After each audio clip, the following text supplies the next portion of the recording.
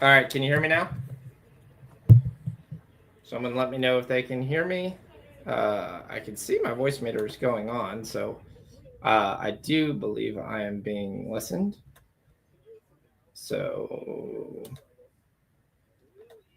right now it says it's going off, so I'm gonna think you guys can hear me now. So like I said, a good show. We've got some plays. We're gonna talk hockey a little bit later. We'll talk some things that's going through.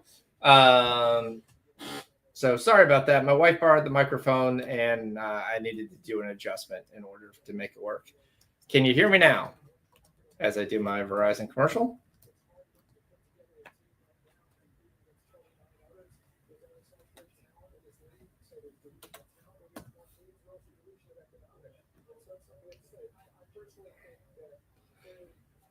All right, someone just give me a thumbs up or something if they can hear me. Ramon should be joining me a little later. We'll break down. There, he was supposed to be on. I haven't heard from him yet, so maybe he's on at 8:30. Not sure. So Holden is out getting married, so he will be not on tonight or tomorrow night. So let me know 1 second. I'll just punch myself up on the YouTube and see if I can hear myself, which will give a terrible echo, but okay. Since no one else is responding. All right, can you guys hear me fine? Since no one else is responding. Okay, I am coming through fine. All right, sorry about that. All right, can you guys hear me fine? All right, I can hear itself fine. All right, so OKC, Indiana, return home. I still think we get an OKC win tonight. They've been terrible covering throughout the playoffs, but this number is pretty low. Kind of feel like I really want to nibble on this, but I really still think we have matchup issues galore. I think if you sit there and you look at most of the people, what they say they have to do, they've got to shorten their bench. But the problem with shortening their bench is that's been some of their best guys from a scoring output. So they'll be very interested to see if there's really any changes at all tonight. I'm not really expecting any. I think it's been kind of interesting that Halliburton basically is getting all this riff in the play. He really didn't come out for game 2. He scored a lot of points, but that was in garbage time. Not a lot of things basically during the game early. So definitely expect him to shoot early. Try to get on the board as quickly as possible. Just give you what's going on in baseball. Right now, you've got the Orioles up 2-1. Red Sox are up 3-1. Mets are up 3-0. Middle of the 5th. Rangers are up 2-0. Yankees are up 5-0. Everybody thought Chris Bubick was going to come in and kind of shut them down. That does not seem to be the case so far. Yankees just kind of rolling through that team right now in the Kansas City Royals.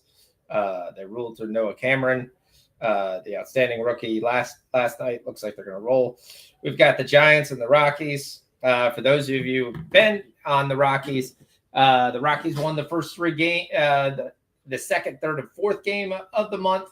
And so far, they've lost every other game after that. So they got swept. This is the game 2 versus the Giants. Giants was a little bit of nip there. Had to come back late in that game, but did and was able to bring that one home and continue this Rockies losing streak. So that's good to hear. For those of us who have the under 9.5, which I think is a large majority of people in here. Couple things that I like that I looked at there. We like TJ McConnell, 6.5 points. He's hit it in his first 2 games. I kind of wondered where he fit in the playoffs, but it looks like he's slid in pretty nicely. You get the points and assist if you don't want to go with the points. That's -110.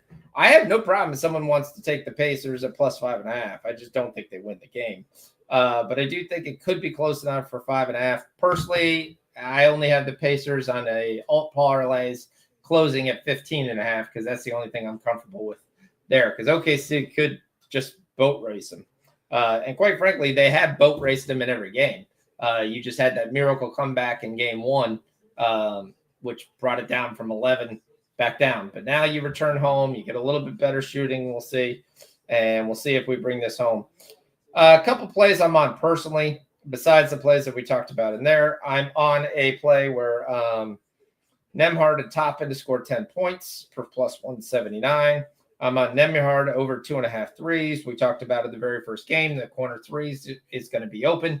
OKC is the worst in the league in the playoffs at defending the corner three. Indiana has taken a lot of advantage of that and continuing to hit that shot. I took McConnell's assist by itself over 3.5. I took a half. We talked about a half a unit on a Caruso. That's just to see if he continues to play these large number of minutes. And if he plays these large number of minutes on the floor, he's got an excellent chance to continue to get double digits as he's been doing it the first two games. I'm on a couple rebounding. I'm on Tyrese Halliburton to get one block. He's had that in 4 straight games, which is kind of risky. My steals prop game, I'm on Nembhard to get 2 steals at plus 162 personally, and I'm on Nembhard to get 3.5 rebounds. I really think Nembhard has a pretty good game today, especially kind of fills the bucket. It's just when you look at the PRA and you look at the point, stuff like that, I just can't get to it. You're talking about the upper echelon of his points that are expected, and the probability of that hitting on a consistent basis is really not there. So I'll kind of just play on some of the alt markets in some parlays, and that's the only thing I will kind of live. Low key, I took SGA over 6.5 assists at OKC money line. If SGA gets his assist, OKC is winning this game. I think the key really at OKC when you look at game 2 and is that how quickly Jalen Williams stepped up and was a consistent scorer for this team. So I'm interested to see if Chet Holmgren keeps doing his disappearing act. Halliburton a 4.5 plus 124 in first quarter. I have rode SGA for the first quarter twice. So actually I'm going to put that on there as well. I'm going to take that for another half unit. I'm going to take SGA over 9.5 points. He's hit this in the first 2 games because he's come out there. Again, you got to remember, he plays the entire first quarter. So a little bit different than most stars in the past have done. So I definitely do kind of like that. I do see this as an under game, but the unders dropped 3 points, so I really can't give that as a play.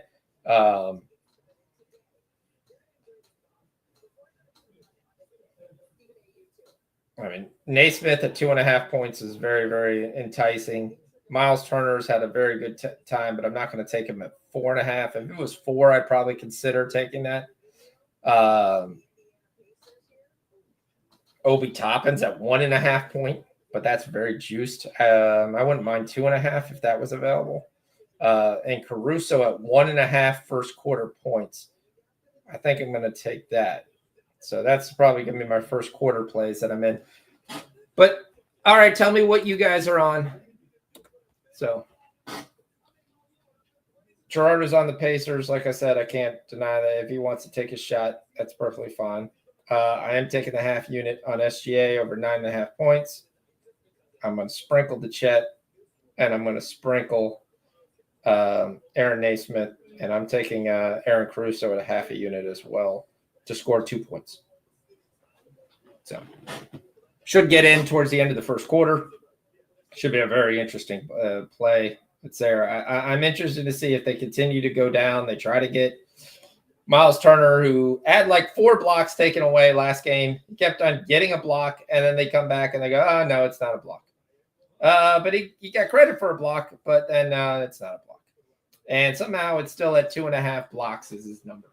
I think Siakam has a pretty good big game. I think he's the one guy who you kind of question who they have to kind of match up versus him. So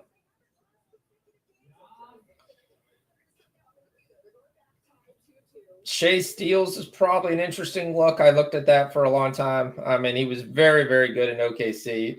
He had 7 steals in 2 games. So him to get 1.5 is not a bad play if somebody was interested in playing that as well. Lou Dortz played great defense, but he didn't get his steal last market. He let us down last game. So his numbers at plus 194. But that's a pretty interesting market if you wanted to go with something and kind of play. Caruso actually didn't get a steal last game either. Case of Wallace, who continues to start, continues to get more minutes on the floor, giving really little offensively. But an outstanding defensive player. See what goes. I took a bunch of NBA draft bets. We'll get into that a little bit today if Ramon doesn't show up. But yeah. Tell me what you guys are on.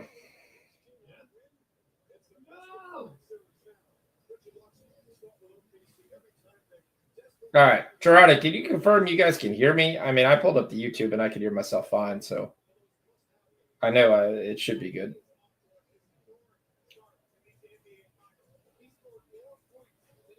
So Holmgren had 11 points in the first half last game and then disappeared. In a part where IVU has the matchup advantage. So I'm a little surprised at that.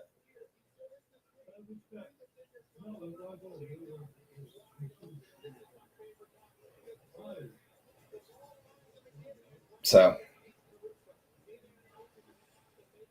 you look at the line, the first half spreads 3.5, with the full game being 5.5. I mean, technically it should be 2.5, but they're not going to give you that.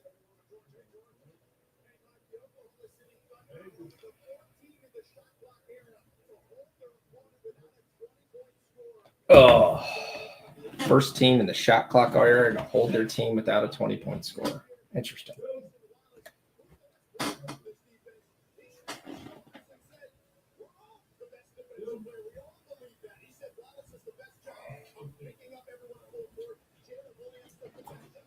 All right, let's do something real quick.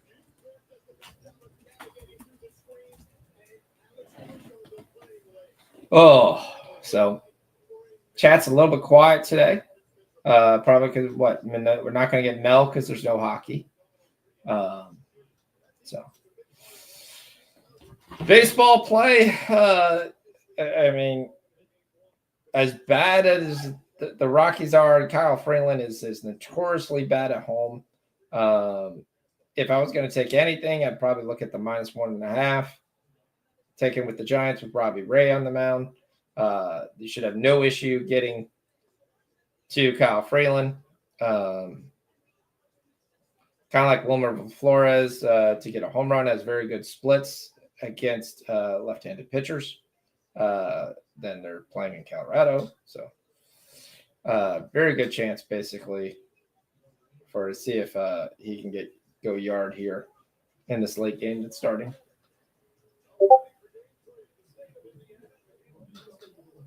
So what do you guys think? Does Halliburton come out here and just take tons and tons of shots because everyone's saying how he's got to get involved and he's got to hit more and all this stuff? Or does he just kind of lay back and continue to do his game, which is just wait for his game to come to him?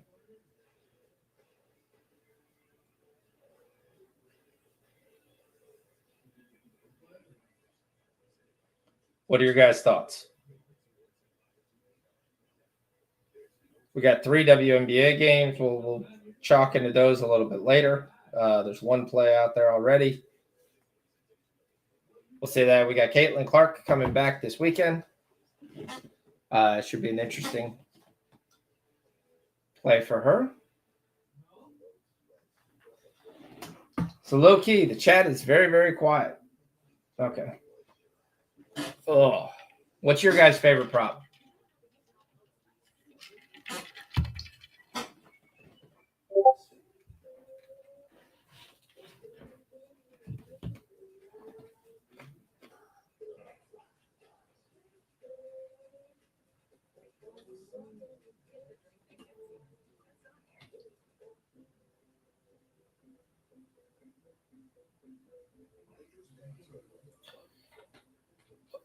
So, favorite prop is apparently not much. Most people are not on props.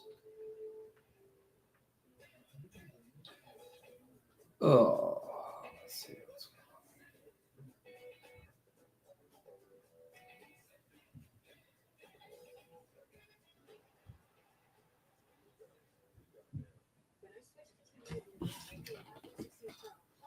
I know we talked about, it's been talked about, if you want to take Siakam to lead in playoffs, he's going to have to beat out Isaiah Hardenstein right now, is your leading rebounder in the playoffs, but you can get it at plus 150. Siakam's right on his tail, especially if you think he's going to have a pretty nice game. And I know looking around, a lot of people do I know his double-double's been talked about. I know Halliburton's double-double's been talked about.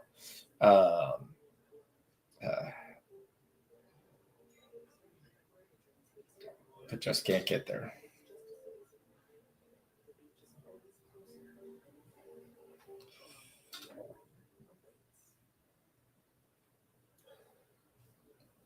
All right. Well, we're 7 minutes away from tipping this off. Let's look and see what specials are out there.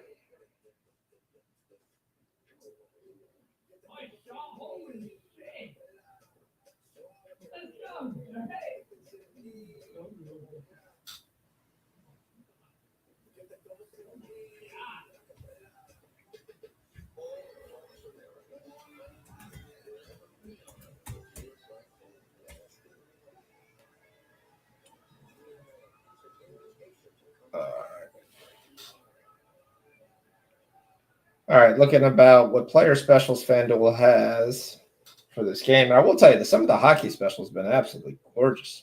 We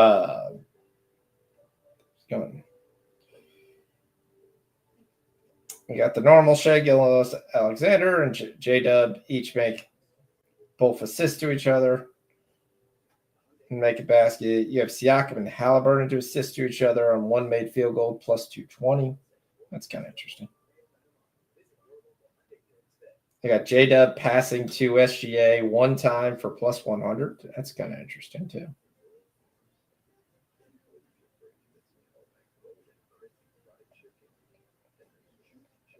Let's see what else we got. 5 assists, 7 assists. There's some individual playoff high. SGA to score 41 points. J-Dub to score 35. That's not happening. Siakam to record 14 rebounds. It's 15-1. Interesting. It is kind of funny that Hardenstein, who really has kind of lost his way in the playoffs most of this time, is to score 16 points is 15-1 for Hardenstein. Mathurin to score 24 is 3,000. This is when you know you don't pass. When Benedict Mathurin to have 3 assists, just 3, and his part-time being on the floor is 10-1. This is basically when they tell you, you just don't pass. Because for any particular reason, if he stood on the floor with a little more time, he would be able to get that 10-1. The individual playoff highs. Very interesting market. I kind of like that. I hope they continue that. Your additional playoff props. We talked about this last time. Did they have Ben Shepherd? We were on Ben Shepherd last time, and I totally forgot to look for him here, and he just reminded me by looking at a number. So they've thrown Ben Shepherd on the individual playoff props. Last time we got him at 2.5. So that made it pretty simple. All right, Ramon, check your Discord.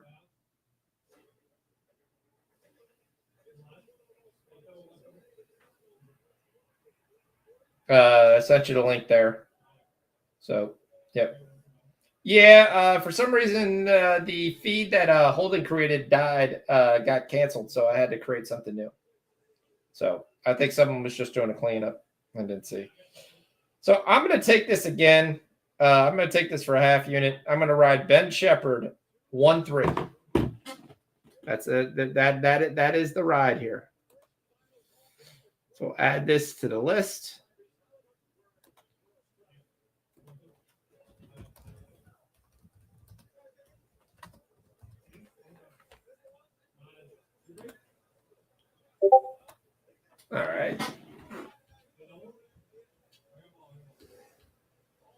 All right, cool. Ramon's coming on his way, so I will be able to not have to just talk to myself. That's always good. Especially because the chat's not really firing it up right here.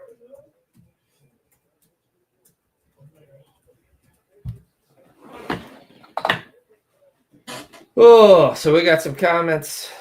And I'm in Hallie D ladder. Turner's 3 to 4. Oh, double. Okay. Fady Caruso points under. Okay. Thomas Bryant over 2.5. Okay. I can see that. Again, role players do a lot better when you return home. So I can see the fate of Caruso. I had to take it based on how well he's done in the playoffs. He was able to cash it twice in Minnesota. Ramon's on Indiana and the over. So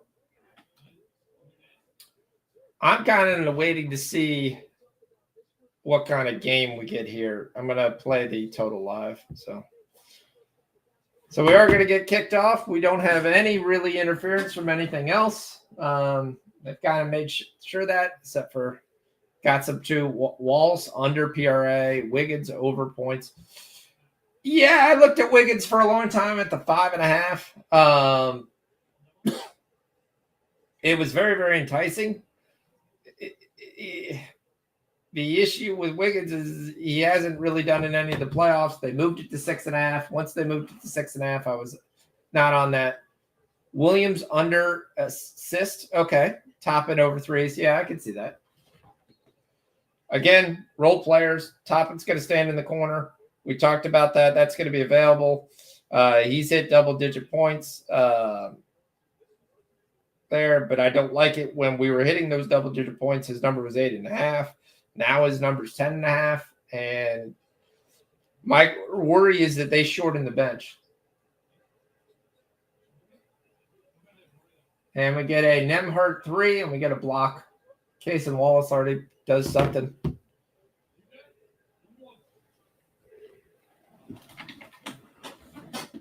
Yeah, Ramon, check your Discord. Discord DMs. Oh, did I not send it? Oh, where did I send it? 1 second. You have two different Ramon Scotts in the Discord. That's the issue. You have the old-fashioned Discord. There you go. Sorry. Ron sent me with a new username. OKC's first on the board. Another steal. Look at Case and Wallace actually trying to get points. OKC was standing around waiting for the foul to be called. Didn't get called, so then J-Dub just takes it, lays it up easily. Smooth play there by Siakam.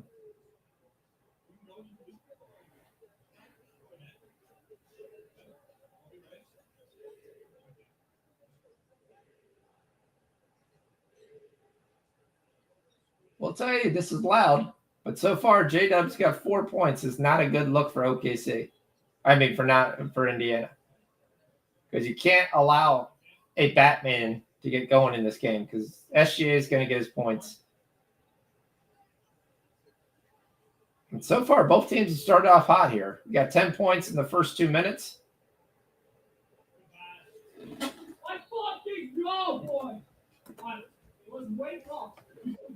All right, Ramon, you're on. All right, man. I'm so sorry. Oh, no big deal. The original link that Holden sent got deleted.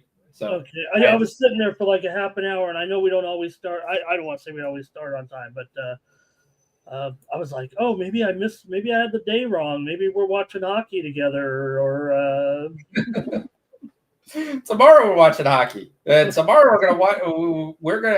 I am loaded up on so far, which could be the best bet of the playoffs.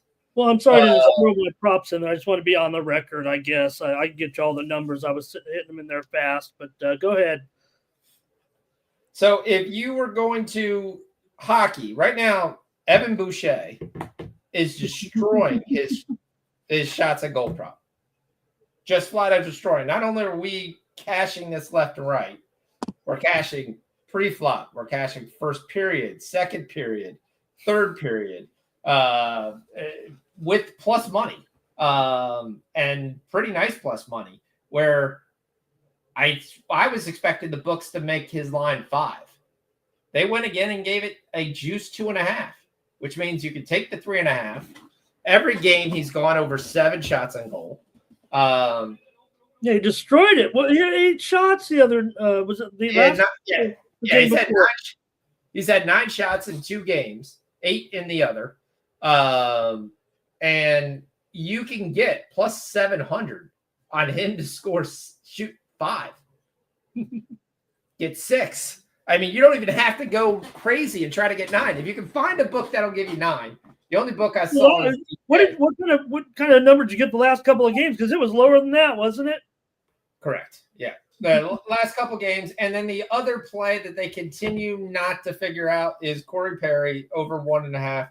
It's almost like the books haven't figured out he's starting in the first line, and I just don't know why. We've been on Corey Perry on this show and other shows for a long time, and he's a veteran guy. They're going to shoot the puck on net, and you get a chance to get him basically playing as the third wheel on the McDavid and Draisaitl line at minus 115, minus 120. Corey Perry is free. Yeah. Okay, I'm noting it. I didn't want to hijack the basketball game here, but I know. That's went up a little bit today, but yeah. Right. So other people have started to catch both, and the juice has gone up a little bit. I mean, just go take him with Bouchard for 2 shots in goal. So, and you can get a nice price of minus 101. All right, so it's 13-6. Nice for your over. But Did you do any pre-flop, or are you ready to go right now? Like I said, I didn't even see the intro because of. We're live. We're live right now, Ramon. You're on. We started. You personally live in this game right now with pre-flop bets that I need to know about. Yes. See, I hope I didn't step on any of your toes there. I would just put in my place. I would have been a lot more, creative with knowing what you had. So, man, I blew it. You're perfectly fine. So, I mean, I'm on some of the role players. I like Mathurin to get 8.5 points. I still think Mathurin has to get up to the 20-plus minutes for them to have a chance because he's one of the only guys who can create his own shot versus the defense that he's going against. So I like Mathurin again at 8.5. I took it at 10. I like TJ McConnell at 6.5, and I took the points and assists at 10.5. I took Ben Shepherd to get 1-3 at minus 115. He's going to get 2 or 3 3-point shot opportunities sitting in the corner. And I think he's going to have a pretty good chance to be able to get us 1.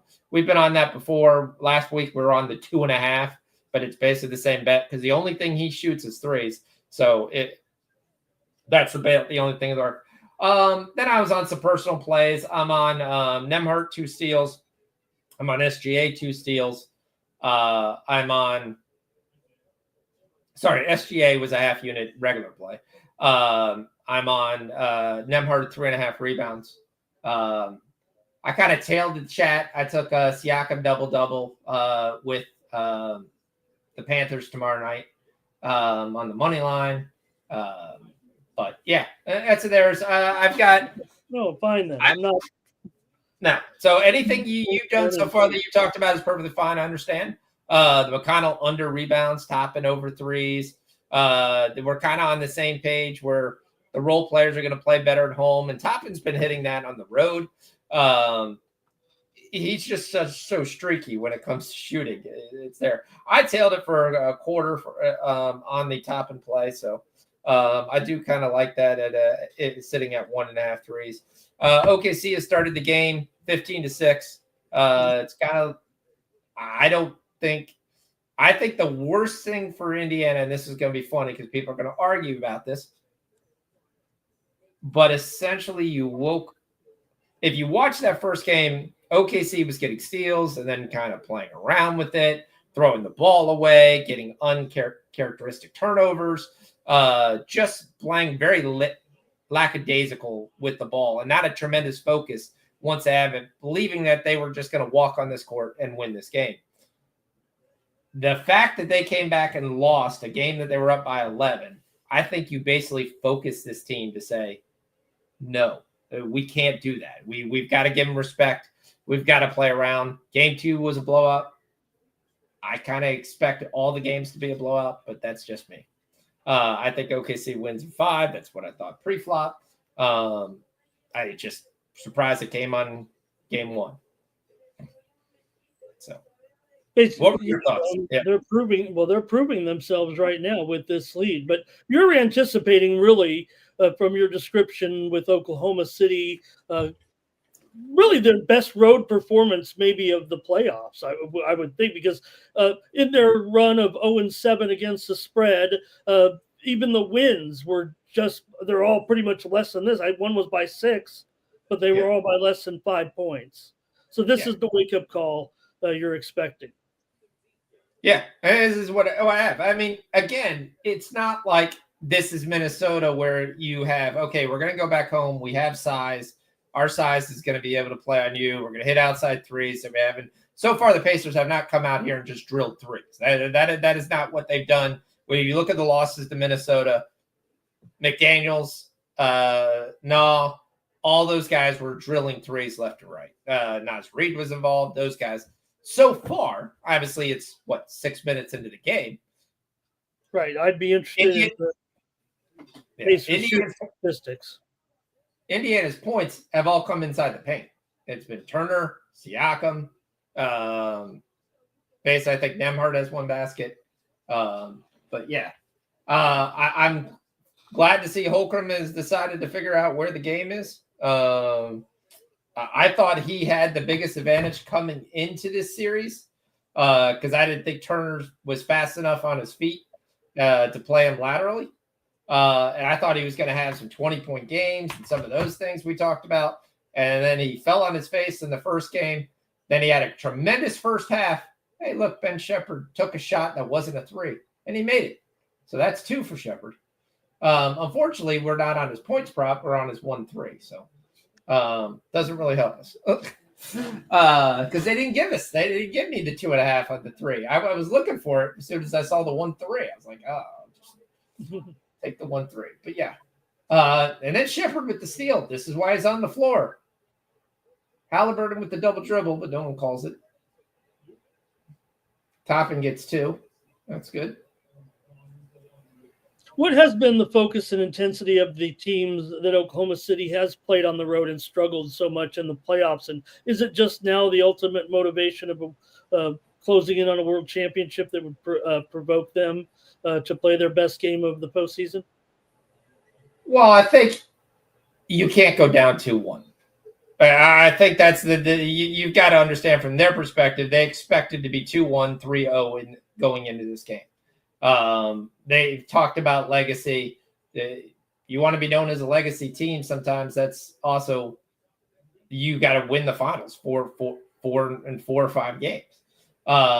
So I do think they're way more focused in these last 2 games than they were in game 1. I still think they just have so many mismatches across the board. It's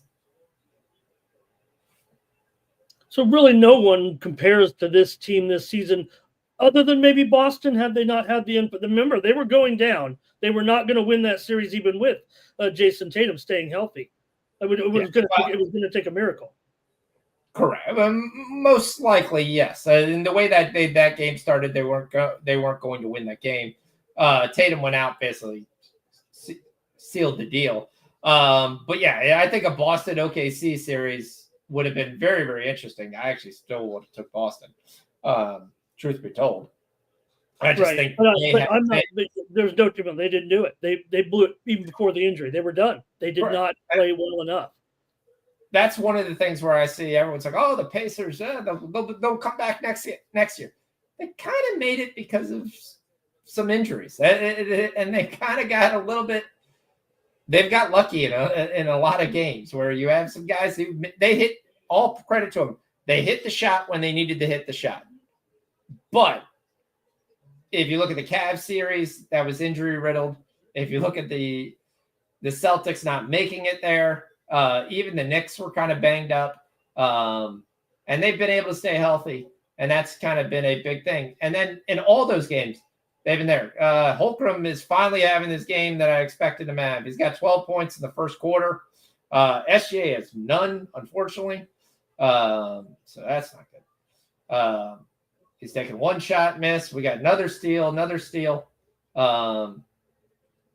This is going to be an SGA shot. It's going to have to be.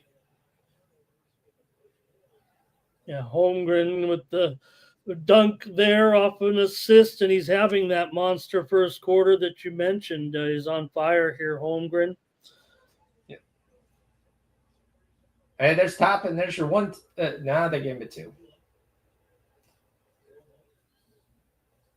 See, that part I don't understand why OKC did. So J-Dub basically just took that shot with nobody else in contention. So Toppin off to a nice play here, and they get it down to 5, and there's 5 minutes to go. We got Reggie Miller in the house. Simon wants to know, Gerardo, what you like for PFL wrestling tomorrow? Yeah, I'm going to definitely let Gerardo take that. Yep. Siakam's got 6 and 2. Halliburton's got 2 points, 2 assists, though. Toppin's got 4 points. Shepard's got 2. Nothing from Naismith, nothing from Turner, nothing from Nemhard. The Orioles are starting to come around here. If you haven't been watching, starting to look like a pretty decent team now. Everybody's back healthy. They got rid of some of the guys who weren't pitching well. So starting to look a little bit better here. Still a long way to go for them to try to get back in this, but definitely a team you could kind of start to bet on. A lot of minus 110. I'm sorry, you said the Orioles. Yes. Okay. Hey, that must have been all your money on them the last 2 days to make them a favorite over Detroit back-to-back days. Well, I think that's a bit. I think you get basically Mize versus Eflin was kind of equal. You've got Kauser back. You've got Mullins back today.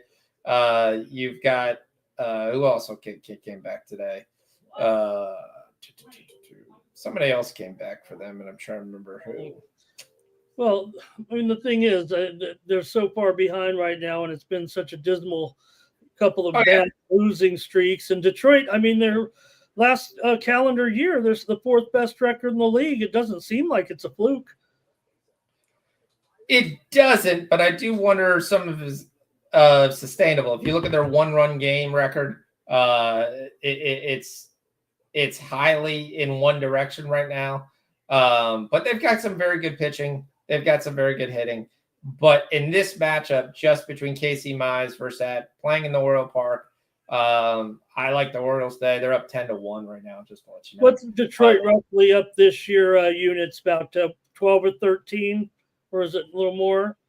Do you think, say it's, does that sound about right? Do you think they'll finish higher or lower than that? So you think they're plus 12 in the win column? That's what you're saying? Betting units. They went through the betting units. Detroit's been number 1 in the league if you were just taking them pre-flop. The problem is right now they're still in a lot, obviously not this game, but they've been preemptive favorites, so you're not getting the lines that you were getting before. Well, it's the last 2 days, even they've obviously underperformed. Yeah. Or performed accordingly. Yeah, I mean, but you still got Skubal, you still got Flaherty, you still got some very nice pitching. Mize was 6-1 coming into today, but imposter. Casey Mize was pitching today. Yeah. I think Mize is a middle of the road pitcher. I don't think he's anything special. If you look at his xFIP and his WOBA, it's kind of definitely not a guy who's going to contain the ERA that he was having. It's not going to continue as the year goes on. No, but I think Detroit definitely is still a very good team. Yeah. what I said was he was 6-1, 6-1 in those 10 starts. But I understand what you're saying about his metrics. Yeah, the advanced metrics are not that great, and that's where you kind of start to come down. All right, we get a Lou Dort Rainbow 3.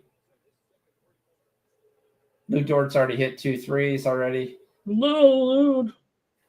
Sweet Lou. He's a guy that's very good, but I watch him sometimes play defense, and I wonder if it's reputation sometimes that they just don't call it, because you get the same thing with sometimes with Draymond Green. You get the same thing.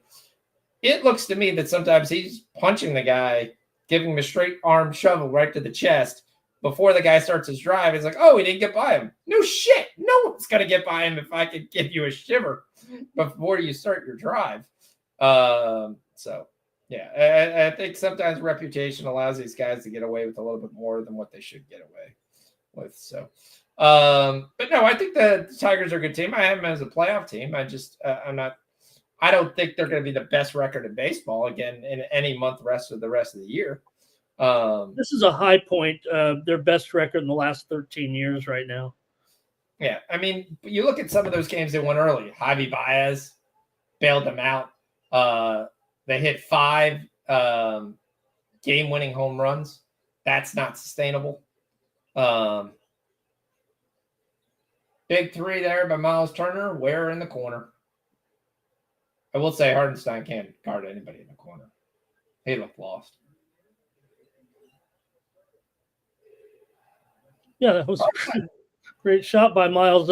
Miles Turner, 10 years in Indianapolis, and a little bit of hubbub here that maybe this could be it for Miles. Maybe could end up in Atlanta or Detroit, but Pacers have to step up in the big contract.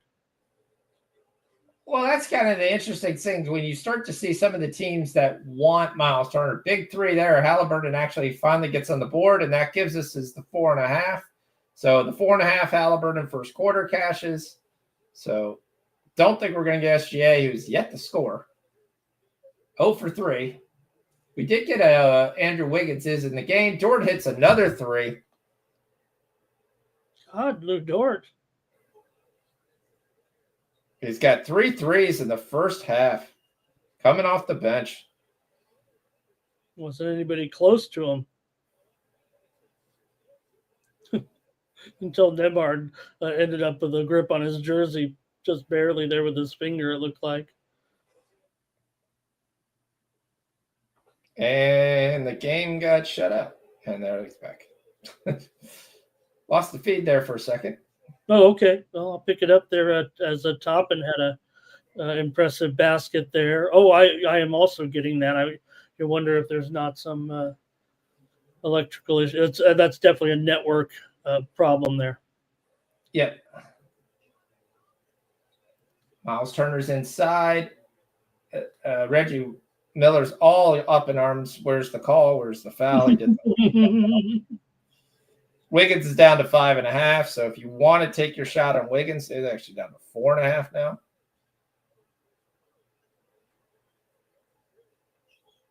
Take him to get 2 shots.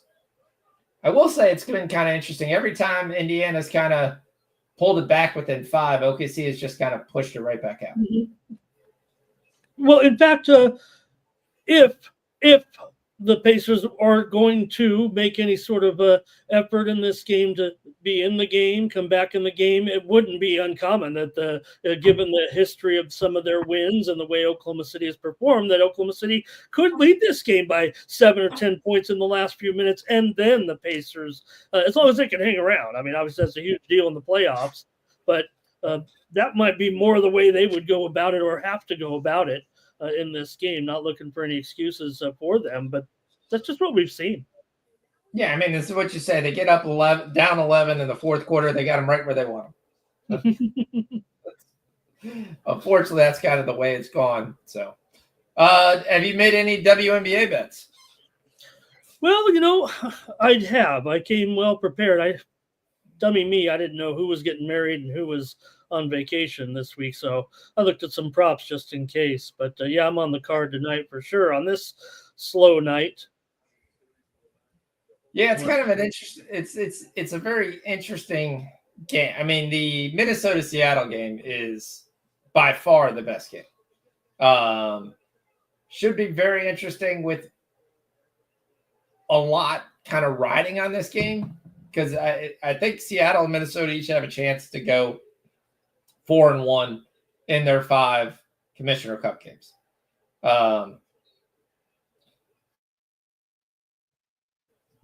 Because you kind of get the size of Seattle if that can kind of negate some of Collier. Not that you're going to really you're not going to stop her. We're just not going to score. Ben Shepherd basically hugging SGA. Well, I like to Seattle and their great dominance at home.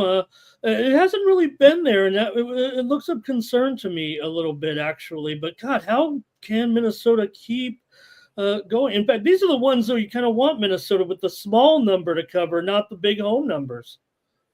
Yeah, the question I also think you're going to lose Jess Shepard. She left for EuroLeague basketball.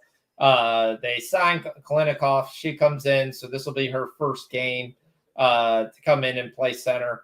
She's got some WNBA experience, but 0 games under her belt this year. I mean, she has been playing in Russia, so it's not like she's not in shape. But that'll be kind of interesting to see that dynamic, especially against the Seattle team, because you've got Megababor, you've got NECA, you're going to bring in Malonga off the bench. Then you still got Lee Haru, who's trying to get traded.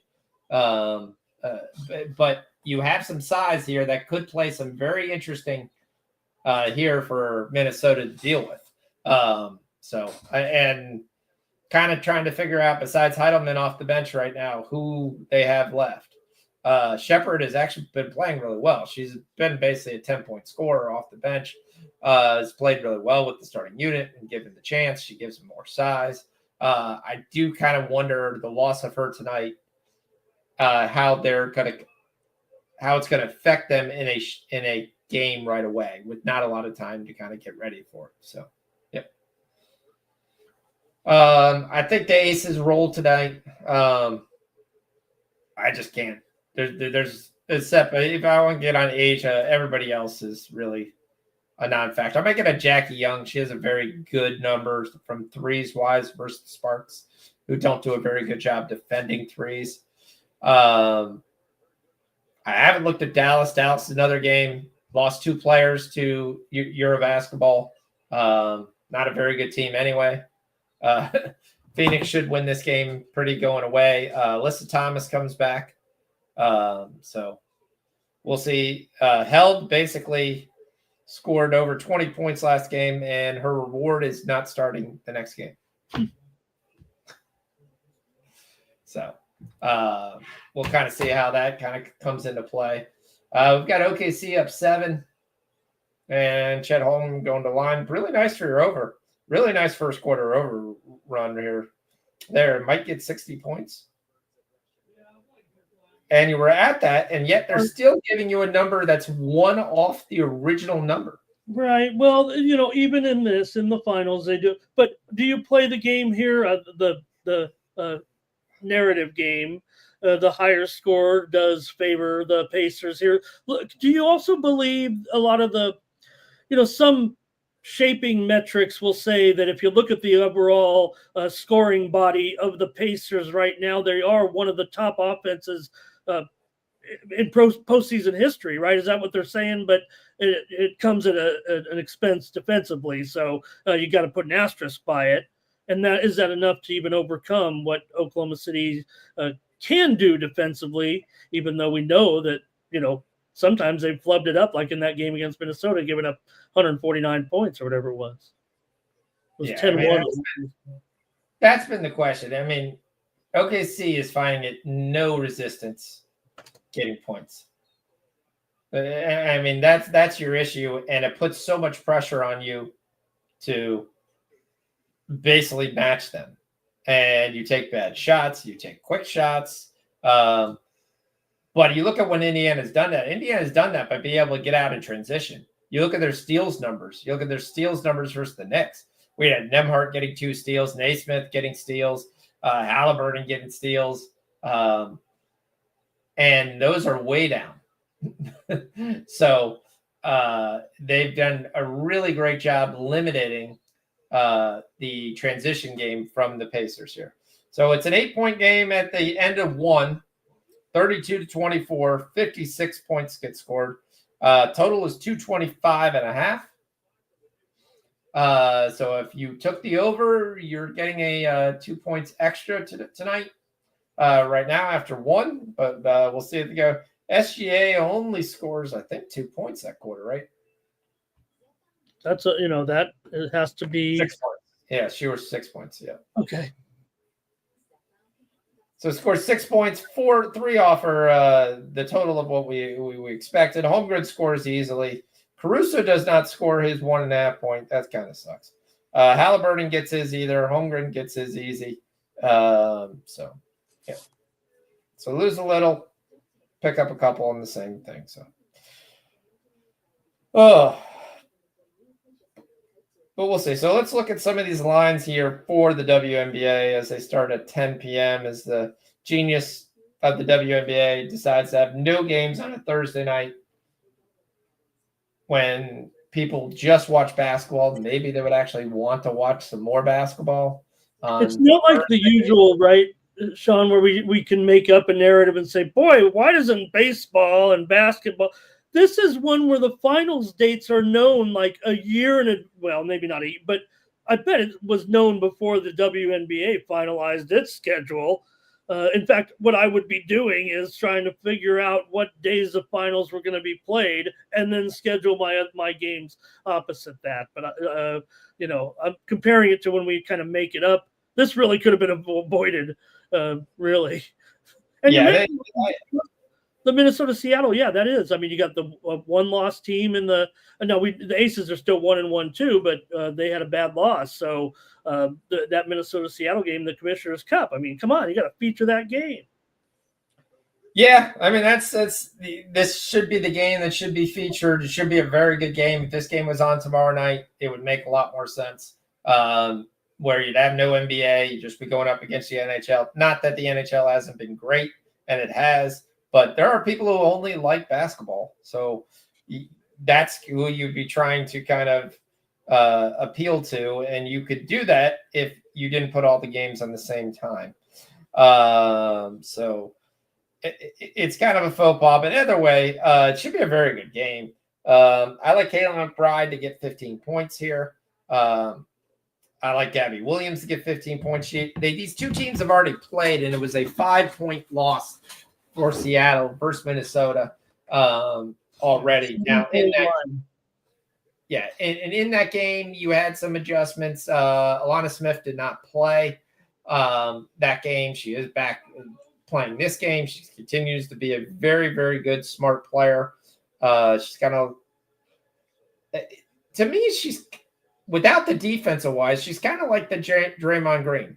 She's going to do everything. She's going to rebound. She's going to score eventually. She's going to pass the basketball, play solid D. I mean, she's not playing all-world deal like Draymond Green plays, but she is a player that's very big when she's not out there. You can definitely notice it out on the floor.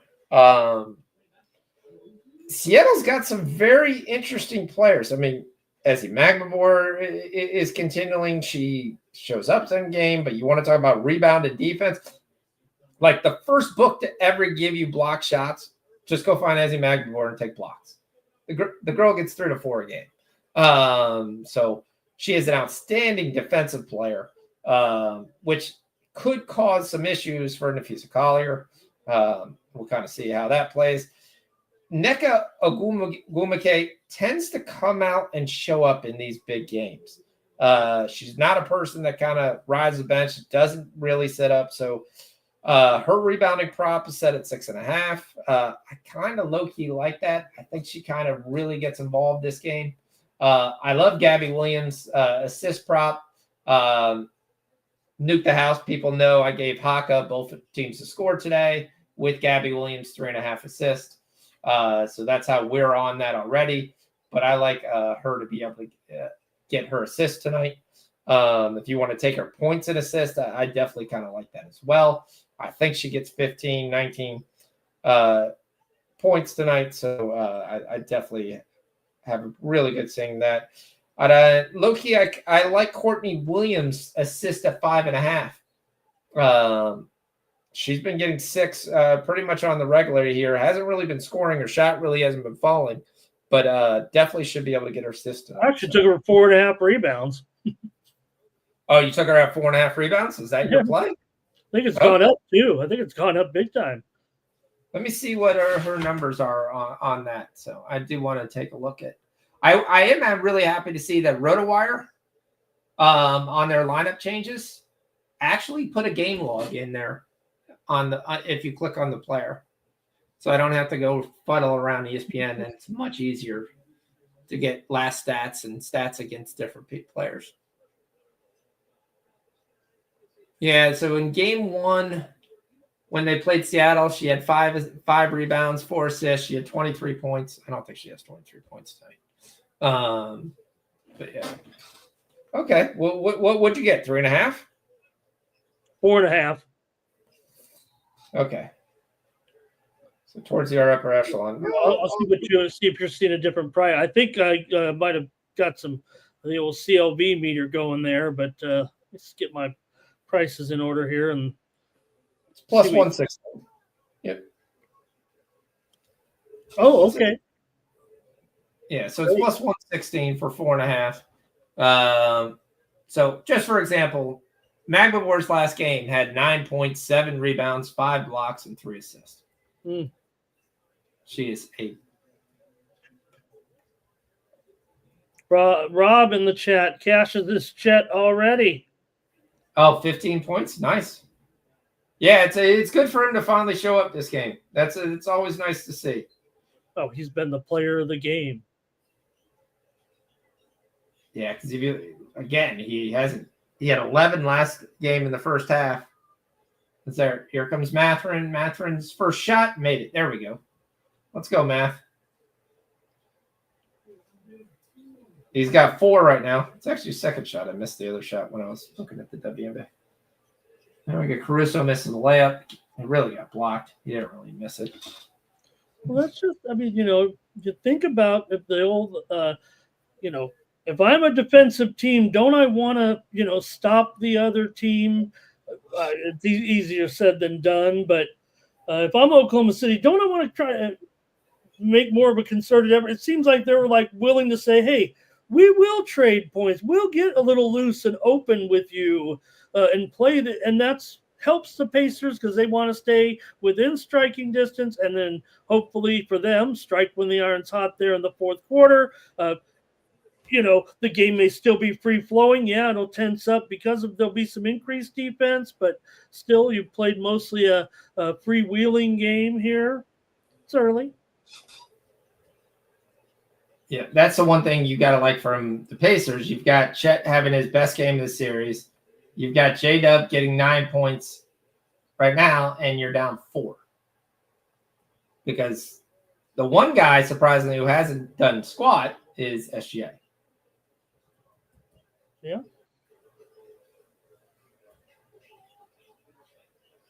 Another miss here by OKC. Siakam, a rebound.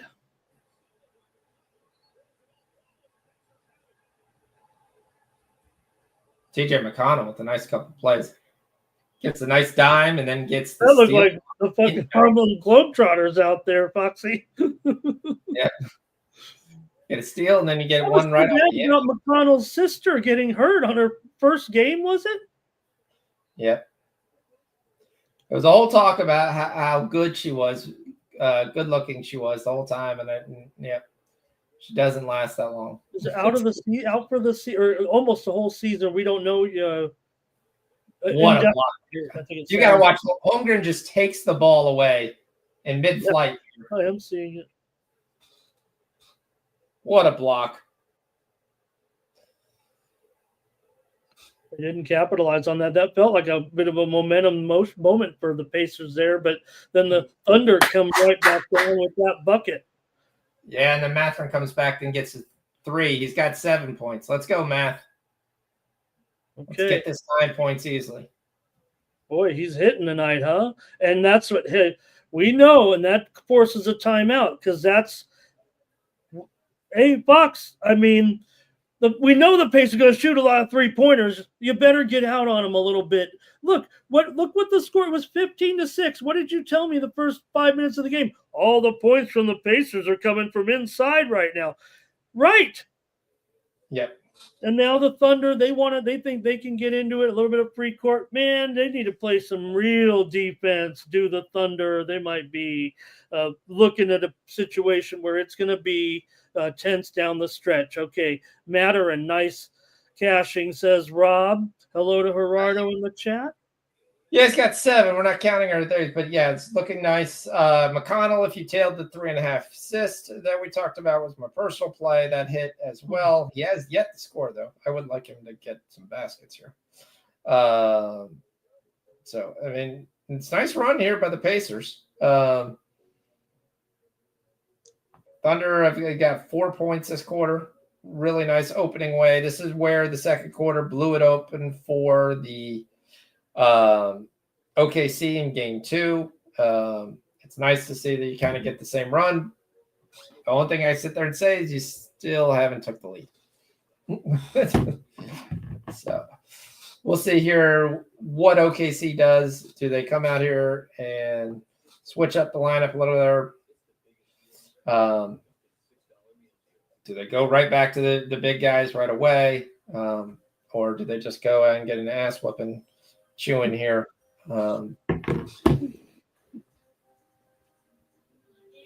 I was looking. I did take some other Minnesota links. I took Collier for the over 9.5 rebounds at -110. Okay. I'm interested. I wonder if she's going to have to rebound the basketball more. It's so funny. I'm writing on Collier, and the only thing I would like to say is Isaiah Collier, because we bet him so much during the year. My brain is automatically starting to write. I did take Collier under 3.5 assists. So you're big on the unders. Well, that's what I've been focusing more, mostly because you guys told me I had to be here for a couple weeks. So I want to be, trying to, especially when you're on vacation, you're on your time off. And so I'm going to bring it. I'm going to take the lessons I learned from my man Fox and try to bring up some prop winners over the days here with you guys on Nuke the House. So, but I'll tell you this, I've been playing a lot of unders in the game totals this season, especially when there was hot early, and I'm on 3 overs tonight. You're on a ton of voters. So let's go on. We talked about the Minnesota Seattle game. Prop unders, but I'm on game total overs tonight across the board. Okay.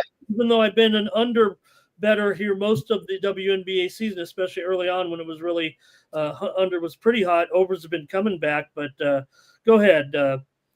In Dallas Mercury, you're on the over? I did go over in this one. Look, I'm not saying because of Beckers, okay? In fact, everybody, we know she maybe has just been average player for what she was doing before she went out. She's been out longer right now than she was in. So I don't know if look, Phoenix could put up some numbers here tonight, couldn't they? Right now, I mean, this is look. Because Dallas is so bad, and the loss of McCowan coming off the bench is going to be big for them to have their chance to for the bench to play a little bit better. All right, there you go. TJ McConnell's going to go to the line. Thomas is going to absolutely crush it, but having her back in is going to make that team look a lot smoother than it already has been, and it's been looking okay. Yeah, I know a lot of people was talking about taking her under, but everything I read with her under, they were taking an under 30. I've never seen an under 30 at anywhere in the market, so I have no idea. Right? Yeah. Yeah. No, you know what? That's too high with this team, Fox. She's going to be great, but that's too high with this lineup, I think. Yeah, I agree. I definitely agree. I'm interested because she'll dish out a lot of assists. That's going to be the problem with that PRA. I mean, she can she could have 8, 9, 10 assists and beat her number in assists. Yeah. But I just want to see, we got to see how this team reacts. I like Agumba Wally's over 2.5 threes. The Mercury give up a ton of threes. Arike is going to shoot a ton. Her points seem low, even though what can you do? I mean, her points seem low. Yeah, but she's been so up and down if you take her points, like all over the place. Right. From like 4 to. Phoenix really going to come in here and put a melting defense on Dallas. That's my concern. I guess they could because Dallas, very inconsistent offensively, and many, other even just average teams can put it down on them a little bit. I'm not calling Phoenix totally average. They've been an overachiever here for sure, but I think, right? But the schedule doesn't. Sorry. No, I just see the miss there, and SGA trying to draw that foul didn't that time. Some of the times that's maybe he should go down. He should fall on the floor. Yeah, they're not calling that. That is what it looks like. Stop calling the stop in the lane, fall down free throws. Yeah, he's going to have to score by actually putting the ball. I think it's cost Doris Burke her job. I'm not sure.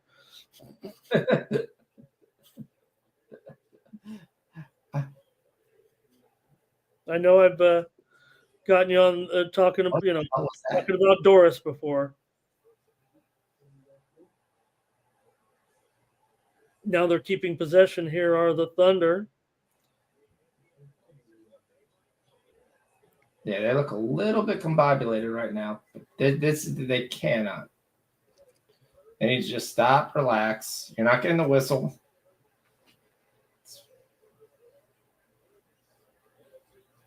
Okay, so that's a positive for the Indiana D here as they take a lead and force a shot clock violation.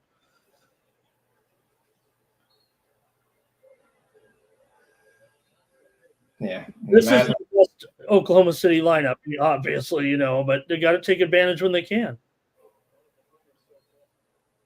Definitely.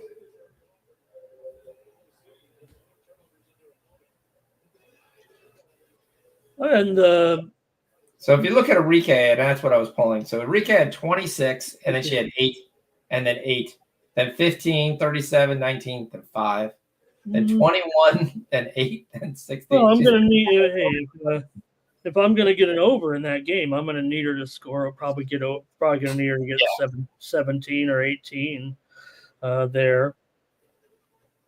I would love to be able to get Geiselsotter, who is only here till Saturday, and then she leaves for Europe. So Dallas loses both their centers to Euro basketball for a month. And she had that monster game against the what was it, Sean? The other night she had the 10 boards. Yeah, well, she's filling in for Tara McAllen. I mean, 32 minutes. 11, 10, I watching the game, but I'm trying to. Was it LA? Was it Vegas? Or no. Yeah, she was playing the Sparks, and the Sparks are terrible. Sparks game. Yep. Yeah, they don't play any defense. And what about Dejanay Carrington tonight? I kind of want to play her points here. I question her with Becker's coming back. Mm-hmm. Arike's still there. Whether she's going to really be that there. She's put up a couple back-to-back 8 points games after her big, again, another player who kind of exploded, and then there. But I like Carrington. I liked Carrington the way she played last year on the Sun. I also always liked Carrington as a rebounder. She's actually a very underrated rebounder. The player I'd really like to bet in this game is Mahisha Hines-Allen, but no book gives you Mahisha Hines-Allen to save your life. Nope. Not gonna be, yeah. So from a guard, she averages 4.3 rebounds. Her last 3 games are 7, 4, and 8 from DJ Carrington. So if I was playing anything, I'd play the 4 rebounds tonight, and you can get that at -138.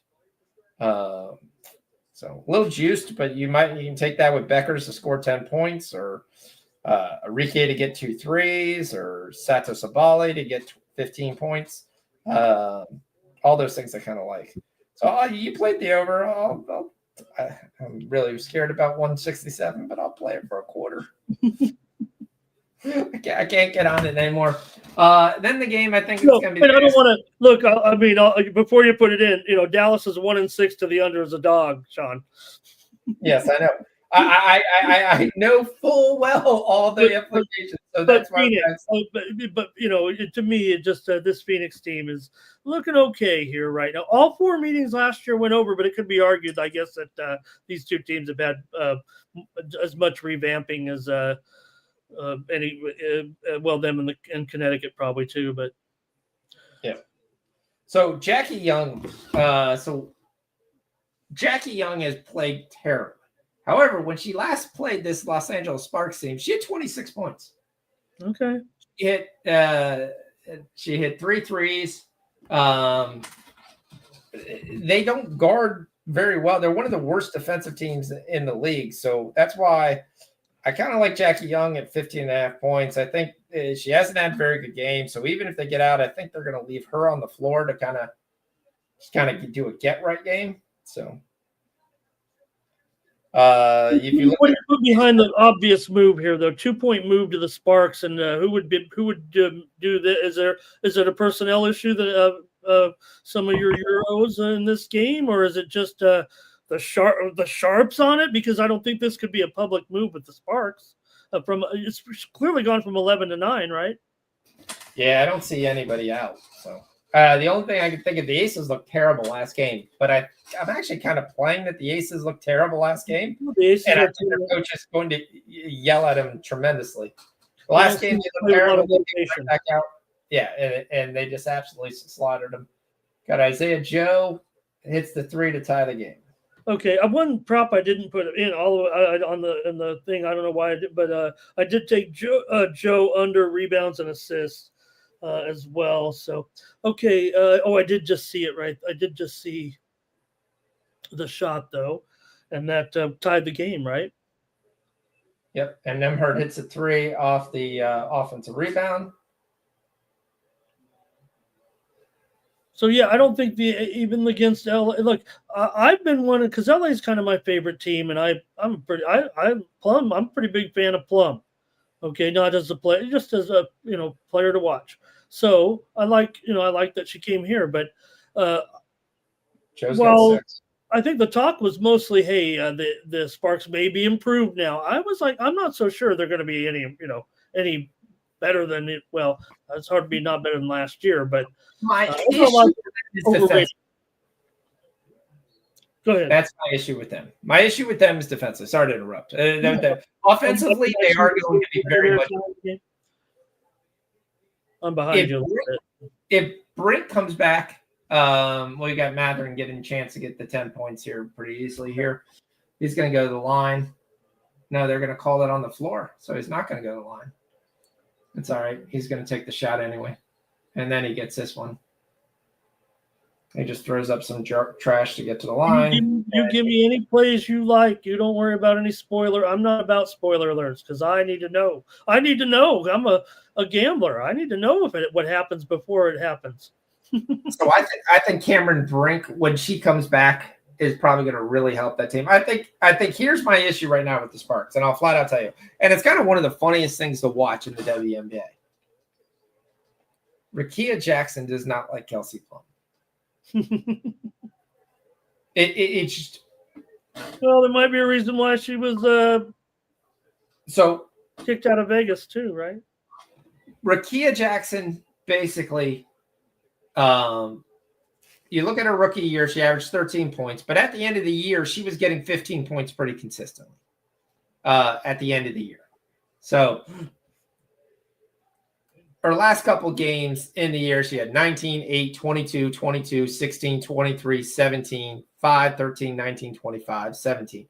So double-digit score, number 1 draft pick. You feel really good. Kelsey Plum comes in, and for some reason, Matherin continues his dominance here. Great ball movement there by the Pacers again. Yep, Matherin's got 13 points. This is where I'll let you finish. We'll get it back up, but you could be a very good defensive team, but those are, I don't know if those are things you kind of prepare for. Those are just spectacular plays. Oh no, it's a dish right at the rim before. The only thing you can do is get in and get your place in position. Well, I mean, it's a good, very but good again, Sean, if you're willing to entertain the thought of, hey, we'll just we're better than these guys, we'll just run with them instead of setting up more defensively, right? We'll get the ball back, go right down because they can't stop us. Well, you're going to end up playing in a game like this. Yeah, definitely, especially if you're going to be in a game where. Yeah, the only issue, but that's where the Pacers want. The Pacers want to get at the end of the game for you and to kind of say, well, if you're just a jump shooting team and you're not getting baskets at the rim, right? If the Pacers finish with over 60 points in the first half, I think I'll be pretty happy. Oh yeah, and there's no reason they shouldn't. Thanks to that was a good, nice forearm there by Nem. Got SGA in the face there. Rockies got a run, so some finals. Sean just came in.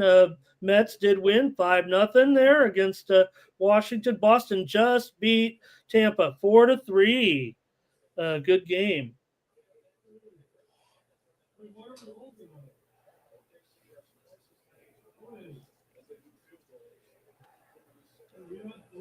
And Yankees 5-0 for Schmidt over Bubic. Bubic, what happened? Bubic going up against the Bombers now. Not so easy.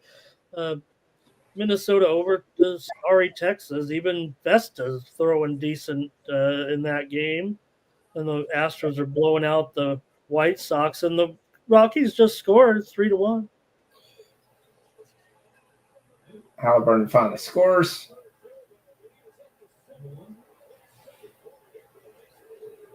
Big three again by OKC. Wow. 4.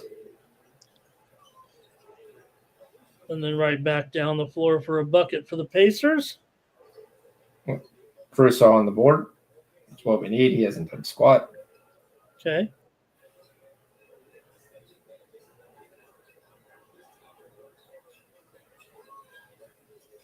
That answers that little run there a little bit. See, this is what J-Dub can't do. J-Dub basically loves to take it down the floor, but he was taking down the floor with 0. That should be Halliburton's block shot.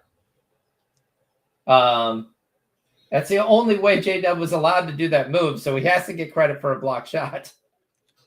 Yeah, and you're saying he went up in the air, Halliburton touched the ball, and then he just drops it. So that's got to be a block right there, which it would be his one block, which is all he needs. And then he draws the foul here. I don't know how Halliburton is not questioning whether this is a foul. He is on his back. Jeff Matthews said the Rockies just tied it up over here. Wow. Gonna get some runs tonight. Maybe Robbie Ray's luck has run out in Colorado. So back to the Rickea Jackson thing. So no, I love it. Hey, Rickea Jackson, WNBA gossip. I'm all about it. 15, 17-point score. Kelsey Plum takes so many shots and takes so many looks there. She had a terrible game the last time they played the Aces, by the way. And they completely shut her down. You just watch the glares that come from Rickea Jackson. Oh, I will now. And Jackson gets like 3 or 4 shots. And when she gets the ball, 1, they have her playing center. She's not a center. And then 2, Ben Shepherd just pulled something out of his ass. She gets the ball with like 2 seconds left of the shot clock, where she really can't do much. Well, is Plum doing too much or being asked to do too much? Because it's not conducive to being a good team.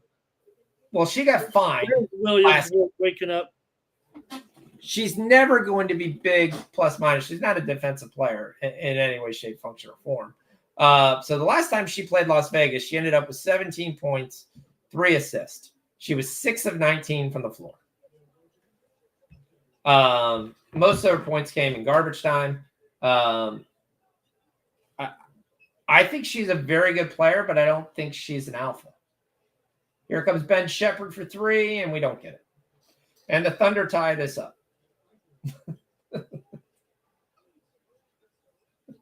They should. I mean, come on. They're 5-point favorites, and everyone's got them winning by 10. What's wrong, Thunder?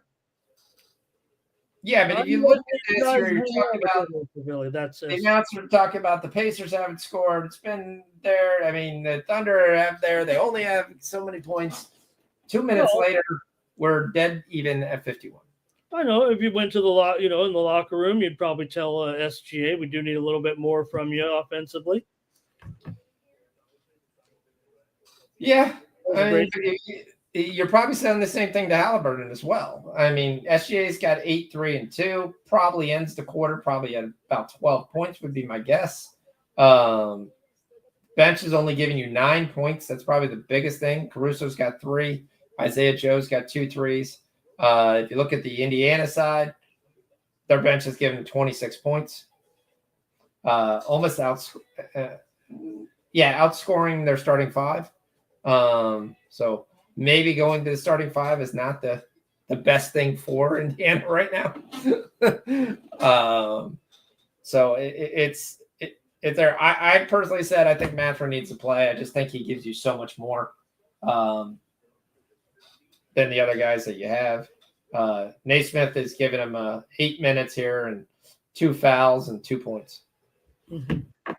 So I think that's one of the reasons. So I kind of low-key want to fade Plum on her points if it's over 20. Not the fact of saying she's going to have another bad game like this, but I think it's there. And I like to fade Rakia Jackson because, again, if you look at this year, they just haven't played. The only thing is the Aces don't play very good defense either. So Hamby was one of the players who's been playing really well for them. That's a big number tonight, 16.5. Was it? Yeah, because she scored 20 the last game. So she's had back-to-back 20-point games. So I knew her points were this is different. It's even against the Aces. Yeah, well, the Aces aren't a very good defensive team either. But they're good enough. I think that I kind of trust the move. Actually, I think the Aces might, maybe they won't get a double-digit win. They're not really getting big wins like that right now. No, I mean, again, they got blown out by an expansion team. So, but that's Golden State in that one for sure. Did the league make a mistake? Did they make Golden State a little too good, or is this the way it should be? They're not really that good. But they've been doing a nice job. I think. Well, yeah, I've got them under 9.5 and not happy. The only good news from an under 9.5 perspective is if you want to talk Euro basketball and players that they've lost, Golden State's lost the most.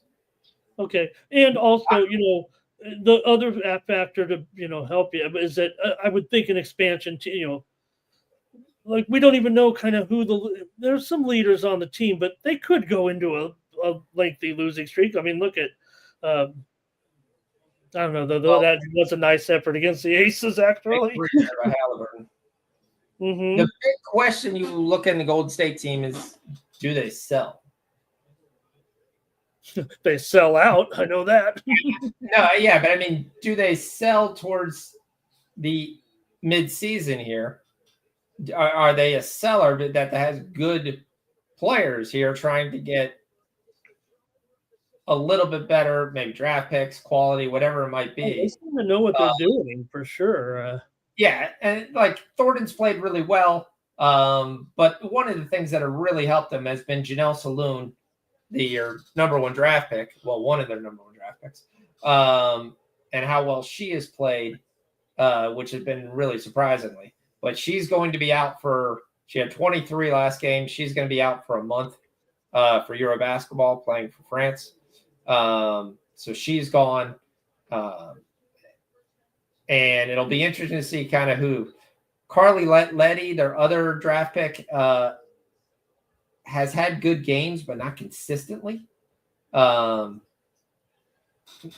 You've gotten good play out of Zandolcini is the other one who's going to be gone for Euro basketball. She's going to be gone for a month. And then Temi Fagmanali who just had a double-double last game, is going to be gone for Euro basketball. So she's one of the most underrated players in the league. Yeah, she does. She's exactly what they need. She does a lot of things. She rebounds the basketball. She scores about 8 to 10 points. This is a foul. Holmgren's getting killed there.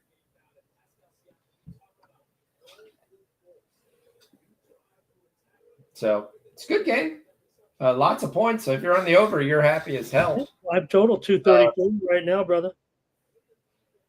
So I do like Derek Hamby over 7.5 rebounds. Okay. I'm just trying to figure out how to play her. The only thing I could think the way to play her would be to take the Aces money line and take her rebounds. I don't think the Aces lose this game. I really don't. Because it's at minus 136, and I don't like playing minus 136 or giving a minus 136. So I think I had some other couple of other ones. I have a little Lloyd over 11.5 points. I know it's I'm not saying it's a tough matchup for her. No, it shouldn't. She's got obviously since like I said, I am on some overs here. You said under. That was just those other games. Actually, I do have a couple. So you want to talk about a player who had a really bad game they played last time? Okay. She had 3 points. Mm-hmm. She was 1 for 15. The last time they played the Sparks. Oh, last time they played the Sparks. She could not find the basket to save her life.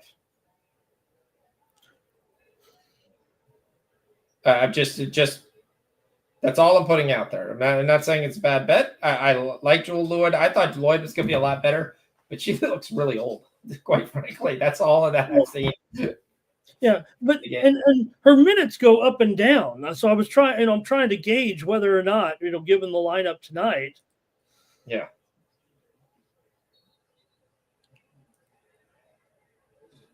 Is it just me, or are we just now basically living on the whistle here in the second half? No, that's how it goes with this series, right? So there's that 60-point barrier. So yeah, and you mentioned the 230. I mentioned 234 and a half, and Indiana winning. So yeah, this is how you don't want to be. I don't think, you tell me, but I mean, this is not. It's easy to say optimal, but again, I'd just say if you're OKC, if I've got this super Dudley defense, right, that everyone talks about, even if I'm losing, the score here should be 52 to 51 or something, Sean. I don't think this is working right now for OKC. Well, you're not like, because Indiana's scoring easily. Indiana's going to almost put up 40 points in this quarter. And you scored 26, so you still had a very good game, but you can't give up this many points. The line service sent out Beckers is in the starting lineup tonight. We knew it. I guess there was actually some question about her health, or not so much the injury, but an illness, right? So that's been a little bit of an extra burden for her here, but looking forward to that tonight. And the only question I have some of it together, Sean. We'll be on for a little WNBA here. Yep. So if you're the Pacers, you scored 62 points and you're up by 2. Exactly. All right. That doesn't feel very good either. I should be satisfied, but if Thunder backers getting a little discount here, if they really want to, they think everything's going smoothly or swimmingly, or that they will be able to fix things up here in the second half. Discount time, Sean. I don't know how much of a discount will be if they're actually trailing by 2 here, but They might be laying. They might be what, 3.5? Yeah, I was gonna say four, maybe 4.5. Because look, It's TJ McConnell. It feels like they're public. I don't know. I mean, well, TJ McConnell's got 6 and 4. We need one more point to cash the points. We need one more point or assist to cash the points and assist. So that should go pretty well. Mathurin has went pretty easily. Halliburton ended up with 12, 3, and 7. 7 assists is big. Siakam's got 13. I hope you hit something soon because I'm waiting for some, some of your sound effects. Well, we're not allowed to use the sound effects. What? Have I been? Yeah, we got we got plenty of copyright evaluations. Oh, God dang it! I don't know now. I didn't know if Hold would have told me. I might not have. Well, I mean, I enjoy your company and all. What if we say it? What if we do it like so good and like it sounds like I could start to do the Blue Oyster Cult and. You know how many times I've done them in the past that we never got hit for, but I've been told I 100% cannot. I even played a music song that I know that's not copyrighted, and I get yelled at. So we're just gonna go. Can you put the name of the song on the screen? And no, we'd have to get permission from Sony or whoever owns the music. God damn it! I mean, what did we? Yes, it sucks. All right, so let's look at live points. How long has that been going on?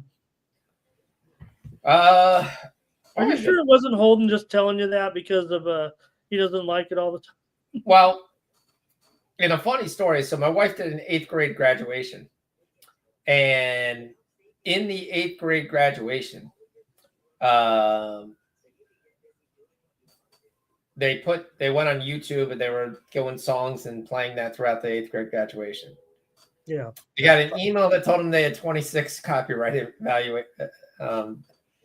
infractions essentially after the graduation.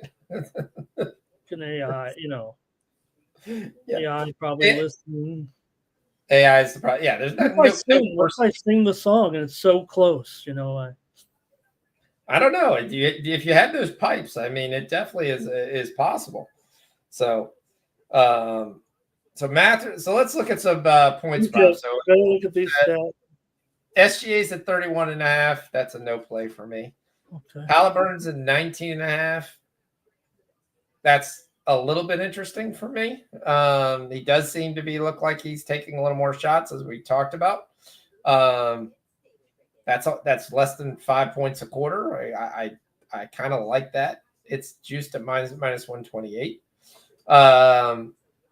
Jalen Williams is 22.5. That's no play for me. Chet's at 21.5. I've seen Chet disappear. He disappeared last game in the second half, so I'm not touching that. Naismith's at 7.5. That's nothing. Nemhard's having a terrible game, only 4 points. Turner's not doing squat. Dort's got 9 and his line's 12.5, but you got to remember that's 9 on 3 threes. That's all he's done. He's made 3 threes, so might as well just take the threes market probably if you're going to take that. Caruso's at 3. His line's 7.5. That doesn't look good for me. Hardenstein's at 2. His line's 3.5. That's kind of tempting. I'm not going to get a ton of minutes here, but has seen 10 minutes. It's by far him and Caruso are the only guys to get anywhere near double digits. Kason Wallace only has 13 minutes and really not doing much this game. So Hardenstein, 4 points is kind of interesting, especially if you go back and you look at his lines that he did in game 1. He had 3, 8, 9, and 9. Rebounding totals, he's only got 1 rebound tonight. That's big for the rebounding bet. Aaron Wiggins has nothing. Yeah, I'm getting shut out there. And Mathurin's got 20.5. So from a points perspective, the only thing I'm kind of a little bit leaning towards is Halliburton. From a rebounds perspective, you got SGA with 4. His prop 6.5 juiced. Pascal Siakam with 4. His prop 7.5. So right at the pre-flop line. Jalen Williams is at 6.5. He's got 4 juiced. Holmgren's at 5, juiced at 10. Really not giving you much of anything to really. Caruso is kind of interesting at 4.5 rebounds, especially if you look at him through the series. It's had 6 in game 1. He had 3 last game. He already has 3 this game. They're topping at 3. This line's 5.5. No value there. Mathurin, we're not going to talk. Let's see. Did Mathurin get an assist? I really just want to hit that 10-1. That's really what I want to hit tonight. No. That guy, he just doesn't pass. There's no chance.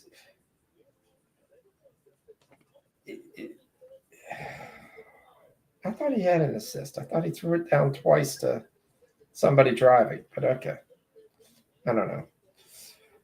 Assist numbers, Halliburton's got 7. His line's 11.5. Most of his assists have been kind of cheesy dribble handoff kind of deals. Guys hitting a shot. I don't think he's made any that's really set anybody up. Yeah, and nothing for me. I can't get involved in anything. You see anything you kind of like? I mean, Holmgren doubles -108, but you might as well just bet the 10 rebounds. Yeah, and I actually had a pre-flop under in his boards, and I took it at 7.5 at +110, so that's not looking great. I mean, I think probably maybe the live player quarter props. You kind of look at, SGA is going to come out here. But you got to take SGA at over 12 points to get anything. I kind of think the only play I'm going to make is Halliburton to score 20 points. I'm just going to try to figure out how I take that so I can take away the juice.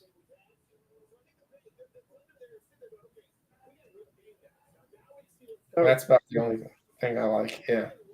5-minute warning in the WNBA here. Minnesota 6-2 over Texas. Yankees still shutting out Kansas City. Houston 8-2 over White Sox, and Colorado 4-3 over the Giants. All right, so Halliburton's dropped to -118, so that'll be a play for me.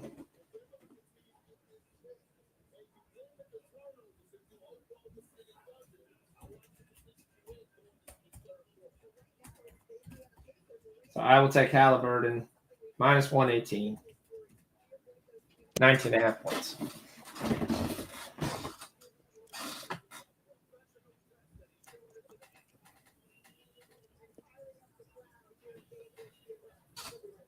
All right. Taking Caruso.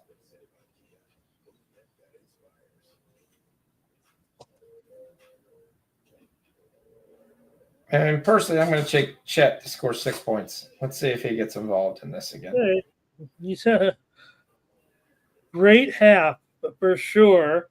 You wonder if they need totally that type of production in the second half. Like I said, SGA with the 12 probably need a little more than that. Well, the question is, they heated up there. Does OKC go big? That's my question that I'm wondering right now what they do. Like we talked about, Kason Wallace has only played 13 minutes. Hardenstein's played 10. You look at the Kason Wallace right now is a -8 on the floor, playing with the starters. Hardenstein playing with the backups has a -3.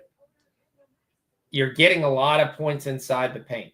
I do wonder if we basically go to Hardenstein here to start the third quarter, to try to basically say we don't want to run with him. We want to play defense.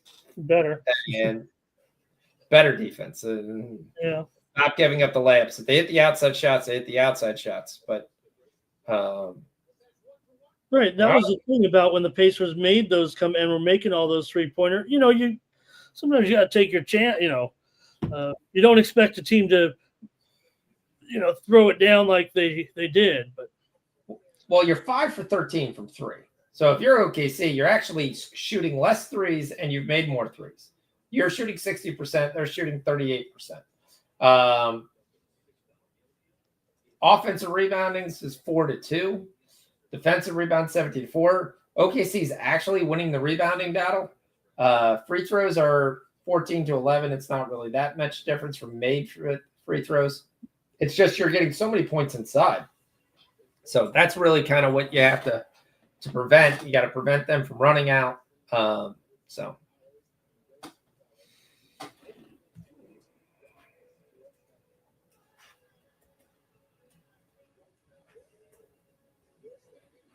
All right, I'm firing up my WNBA TVs here. Got to go to the local feed for the Aces game, Sean. Got to watch it on the aerial antenna. Oh, you get the local? Okay, all right. The only way I'd be, it blacked out when I go to, Amazon. You've got to watch it on your local.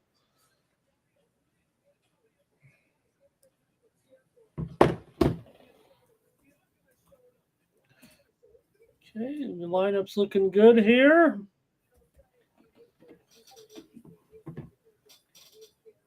And by the way, halftime line, no, not 4, not 5, but with that 4-point deficit, 6. So no discount. As a matter of fact, you're down 4, you're laying 6. I mean, discount from the regular number by 1 point, but you're laying more now for one half of basketball than you were for a full game. If you're going to keep piling on here with that OKC money. A total 111, kind of seeing 111.5. Actually seeing Bovada a little higher offshore, 113. Let me look at it directly on Bovada though. I have a feeling it's probably not that. 112.5, but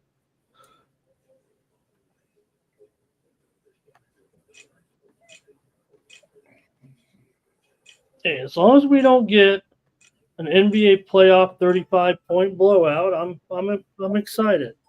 Correct. So we won a game. We could yell and complain all we want, but in the end, I won a game. I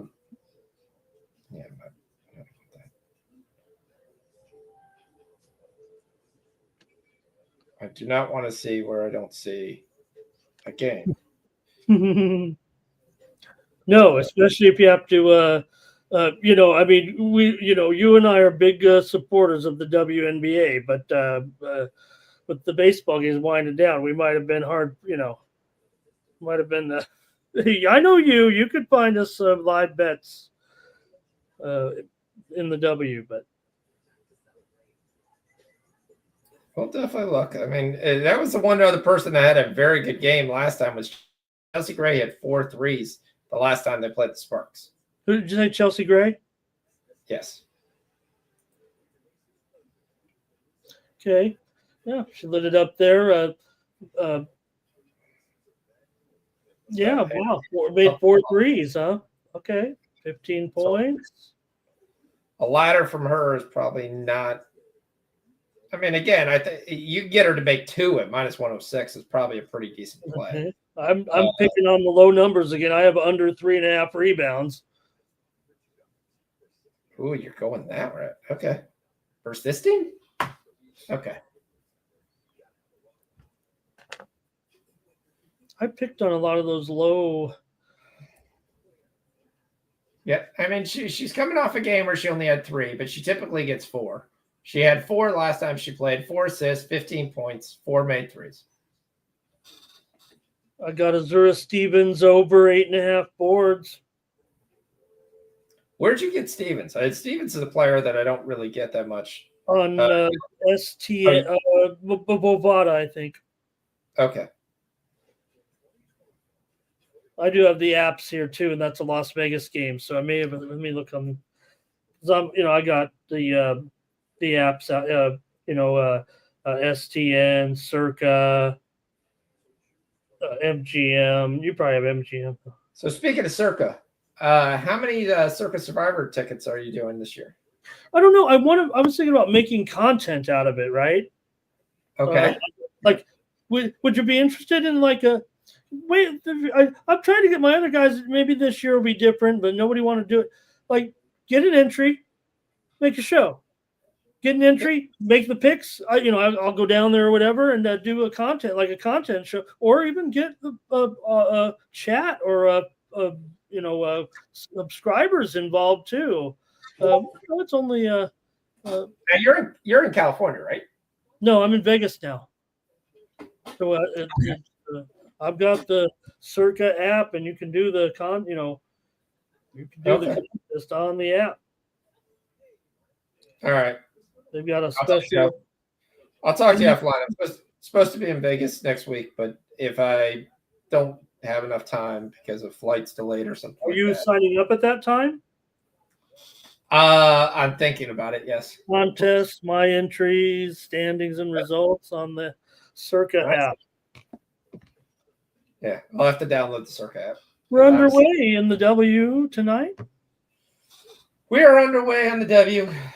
Early game. We'll see kind of how this plays out tonight. So I put the aces and the my aerial, and I don't have. I could move it around, but I mean I'd have to. The big TV has the aerial antenna because that's where the Las Vegas teams. I want to watch them. So maybe Minnesota, Seattle deserves the big screen, but technology is preventing me from. Yep. For those who don't have it, I will say the Sparks Aces game is on the CBS Sports Network tonight. So it's on. Okay. Then maybe I could get it. Okay. See, maybe that was it. I didn't see it on the, and I was thinking, but you're right. Yeah, I remember that now. So it probably is on there. All right. So we have a Jewel Lloyd miss 3. We have an Asia Wilson miss thing, and 30 seconds in, no score. Oh, see, now I'm sure I've got a much faster feed than because of the aerial antenna. Yes. The WNBA has some of the biggest delay. Is hilarious. Okay. No, I think we're right on. We're ready for the second half as well. We're getting ready here. You mean I got to watch the OKC game versus not watching the WNBA game? Robbie Ray's done 4 innings, 6 hits, 4 runs, 2 earned, 2 walks, 5 Ks. Tough day in Colorado for Robbie Ray. He's had better days this year, every one of them probably. Yeah, it's still 4-3. So it's not done. Aldamas has gone yard. He's been the home run. I've got Flores to go yard, but he hasn't gone yard yet. Adamas did go. It's funny you say that. I did a show earlier today, or just a little while ago. I was doing tomorrow's picks, and I picked Adamas to do it tomorrow. Yeah, tomorrow, but he hit it today. I mean, it's a good. It's definitely Kyle Freeland is. You got to be hot. You got to be hot. Maybe I had a foreshadowing. All right, so we got 1 point for the Aces here. They're trying to really play a little bit more outside the defense. So they're definitely been yelled at to play defense here. We got Plum tied up here for our old folks here. Plum also got fined, if you didn't know, for complaining to the refs. She said she counted 34 times she went in the paint and got three times being able to go to the line. That doesn't make any sense. Well, there have been some other WNBA coaches and players. I don't know if it's fine worthy, but we've seen a lot of comments this week about the inconsistency in the officiating. All right, so Jewel Lloyd continuing to look like the old woman trying to play basketball here. Has missed 2 threes. Azur Stevens gets on the board with 2, and they're up 2-1. Aces being at home here. And the basketball game is on, and we're tied score. That's right. I should have. In fact, I was going to go to the Aces game, but I said, "What are you doing? The finals are on. Can't do it." All right. So we talked about the lineup. Queso Wallace does come out, so still no Hardenstein here, but SGA has come out and said they're not so fast yet. So SGA has a block, a rebound, and SGA got an assist. Then we got a Jalen Williams 2-pointer. Then we got a Siakam miss. We got SGA basket. And already we're into a timeout. Minute and a half in. And OKC back up 2. Yeah, I don't know if it was a big momentum swinging deal, but I think they want to assess the lineup possibly. Yeah, well, again, the Pacers have done better with the bench guys, with Obi playing, with Mathern playing. I don't think you pull those guys out yet, but we'll see here. They're definitely going to go up, try to run a play. They need a basket. You're not trying to let OKC get any kind of momentum here to kind of start to pull back away and get a lead here where you're going back uphill. Aces are up 6-2. Chelsea Gray hits her first three-pointer, so that's one. So one more, that was minus 102. We talked about Minnesota trailing Seattle 8-10 so far. Defisa Collier with the three. Kayla McBride has missed her 1-3. Gabby Williams has got 2-2 and 2. So if we talked about the assist, we're almost cashing the assist first quarter. So off to a great start from there. 8-12 here. Seattle come to play.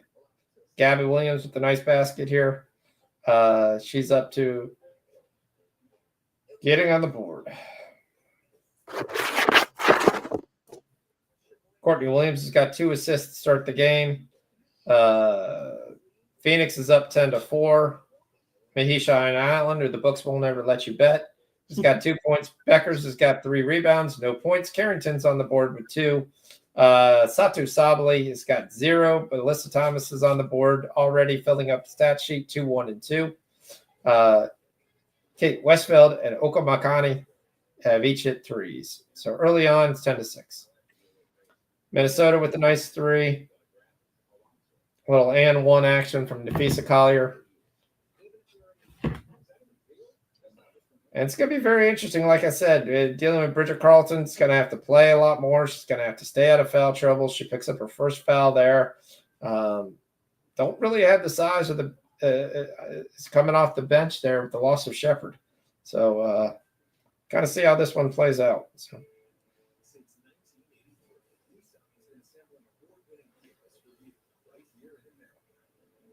Jewel Lloyd has now missed 3 threes.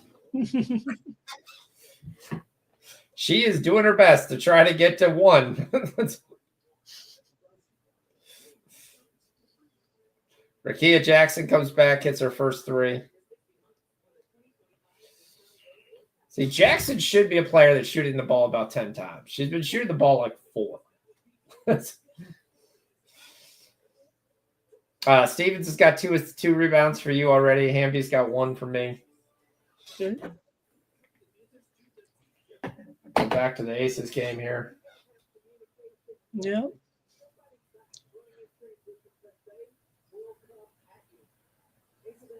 Sparks staying big. Hey, look, Jewel Lloyd misses again, but at least she gets fouled this time. He hit one yesterday. Yeah. Yeah. So he's definitely a hot player. And Jackson has such a sweet stroke that she just can't be shooting 4 times a game. And it actually wasn't just for Plum. So DB Gnarly says, hey guys, what's up, DB? He's here.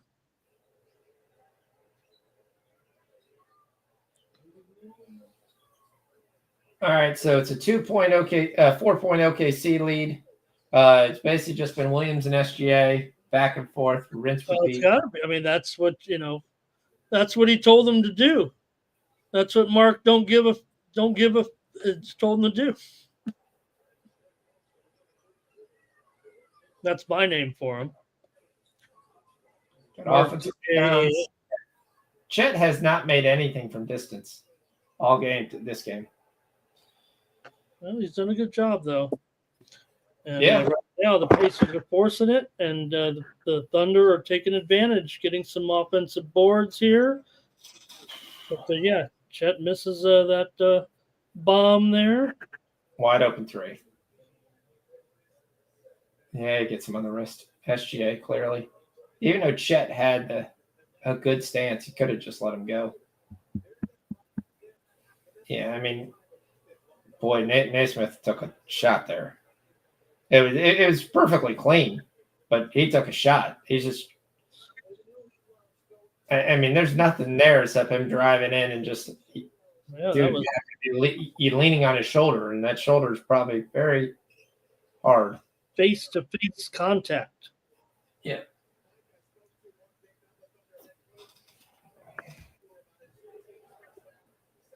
Williams is really – he's a tough guy like that. Oh, they tied him up. Okay.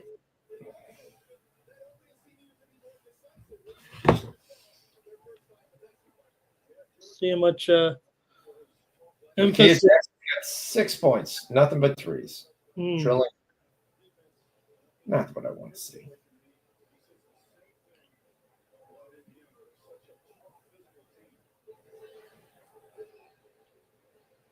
We're going to have a jump ball. Oh, come on. How did they choose that this is Turner? Okay, they called it on Turner. Okay, because Turner's the right one. Yeah, Turner's going to win this jump. I'm just going to go on a limb there. There's not a chance in hell that.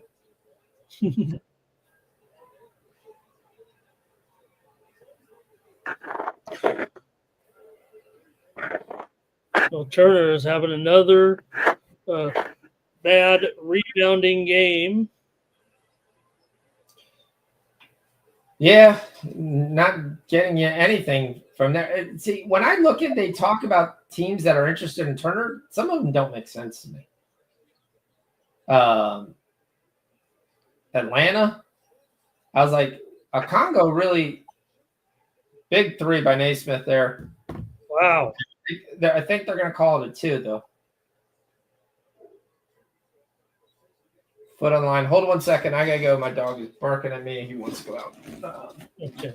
I'll handle it for a moment. After that bucket, Nesmith. And it was a 2-pointer indeed. That made the score 68 all. And then the Thunder missed a field goal attempt. And Siakam now. Nemhard. Here comes Turner for a 3. No good. Offensive rebound on a tip by the Pacers. And Halliburton goes up in amongst the traffic and draws contact. A bucket, no foul. In the circle there. So he got contacted by SGA. Here's a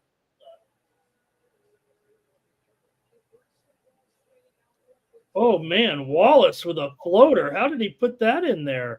He just kind of flipped it up there off the glass. And then Turner answers back here for Indiana to give them a 72-70 lead right now with 7:45 to go.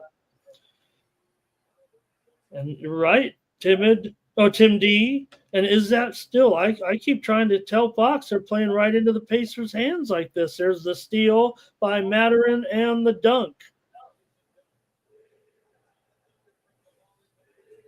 74-70. Reggie Miller loves it. With 7:20 to go. So it just seems like the Thunder continue to be a little bit careless here. But SGA buries a 3 to pull him back to within 1. It's just a pull-up straight shot. And Turner put it on the floor, goes cutting through the lane, drew some contact and a foul. And he'll go to the line. Seattle leads Minnesota 24-17. A good start for the Storm here and a pretty high scoring first quarter, it looks like. Then also Dallas doing a good job hanging in there with Phoenix right now. Foxy said, you really want to go over there? And yeah, I'm having some regret now. 17-16, though. Dallas doing a nice job hanging in this game. I thought that Phoenix would be too much for them. We'll see. Sparks leading the Aces 11-9. That's a lower score. They're a little bit behind in that game. 4:40 to go here. Sparks with the lead here on the road as the Aces continue to miss their field goals. But here's a 3-pointer by Chelsea Gray, and Gray's on the board here. 12-11, Aces lead now. Turner going to the line here.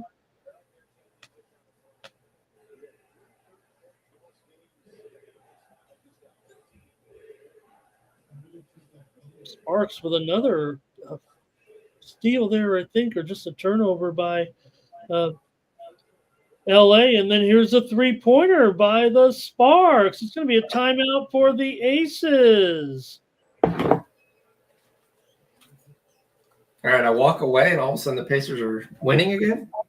Yeah, and also the Sparks here, but still, Oklahoma City continues to do a good job burying their shots, but they just keep getting in.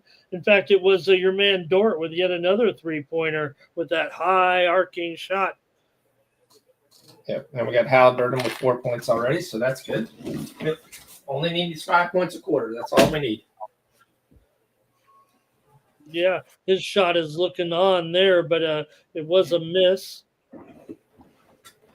So halfway through the third, 76 all. Yep, and the Sparks are beating the Aces, 17-12. The Aces' lack of defense continuing to show up. Yeah, turnovers too. Yeah, Rakia Jackson also has 12 points, and she's hit 4 threes. Oh, yeah. They just set her up perfectly, right? They forced this time out with that brilliant shot that you want to see more of. It was perfect. Yeah. And there's Halliburton right there. Yep. Looking close. Yep. So we need one more point to cash that. Sorry. Timeout, hey, you're on, Sean. Timeout. Twins beat the Rangers 6-2 tonight. Festa. Dave Festa, the rookie. How about the kid tomorrow from the Brewers? Have you heard about Mr. Rouse? Him? I know my buddy picked him up in fantasy. He traded Bubba Chandler, and then he just picked up Mizorowski. There are debuts. I mean, there are debuts this season, but this is supposed to be one of the, bigger ones with this. He's still, if you look at the old, I mean, not the old, but if you look at some of the pipeline number, I think more so the independent rankers of the players, right? This guy's on a fast track now, and maybe some of the rankings are a little behind on him. I kind of tend to believe the ones that have him up there, as a top, just because of the numbers on the fastball, how he's and how he's been brought along may hurt his production because they've been holding him with kid gloves for 6 weeks. Those are the things they have. The one question you have to worry about, there are times he completely loses his control. If you look through some of his minor league stats, and that was one of the guys that I questioned on picking him up, was strictly there are games that he really has some issues finding the strike zone consistently. But his stuff-wise is very good. He's listed as one of the top 3 pitchers in prospects, with Bubba Chandler being number 1. He's on a very good team, so unlike some of the others, like Bubba Chandler, he's on a team that can still get you wins. He's going to get you strikeouts. And he's admitted those faults, right? He said, look, I couldn't control it back then. I think I've made the adjustments. There were times, I could not control what was happening. So we'll see tomorrow. That's against the Cardinals in Milwaukee, a top pitching prospect, Mizorowski, that Sean was talking about there, making his highly anticipated debut. It's just become more anticipated because the Brewers are really starting to deal from a position of strength in the starting pitching. Now, will it translate here because the lineup isn't so hot? No, I hear you. Yeah, not only so these guys got already decent starting pitching. This guy comes in, they're getting Woodford back. Wood, you know what I'm talking about. Wood back.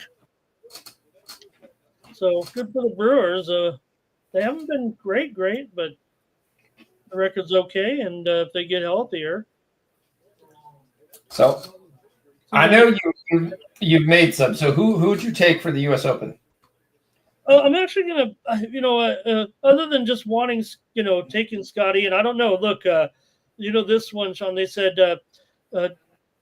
in the U.S. Open, there have been only 25 times that the odds-on favorite has been plus 275 or less. 24 of them was Tiger, and one is Scotty. Is that right? So, but no, I think I want to take X to do something here. I'm going to take him in a top 5, and I'm going to take him to win without Scotty. I think he's the one player that might be overlooked, and I think that he probably deserves to be a top 4 or 5. But I think on the odds board he's like 6th or 7th, right? Yeah, 6th or 7th. I've taken him on the top 20.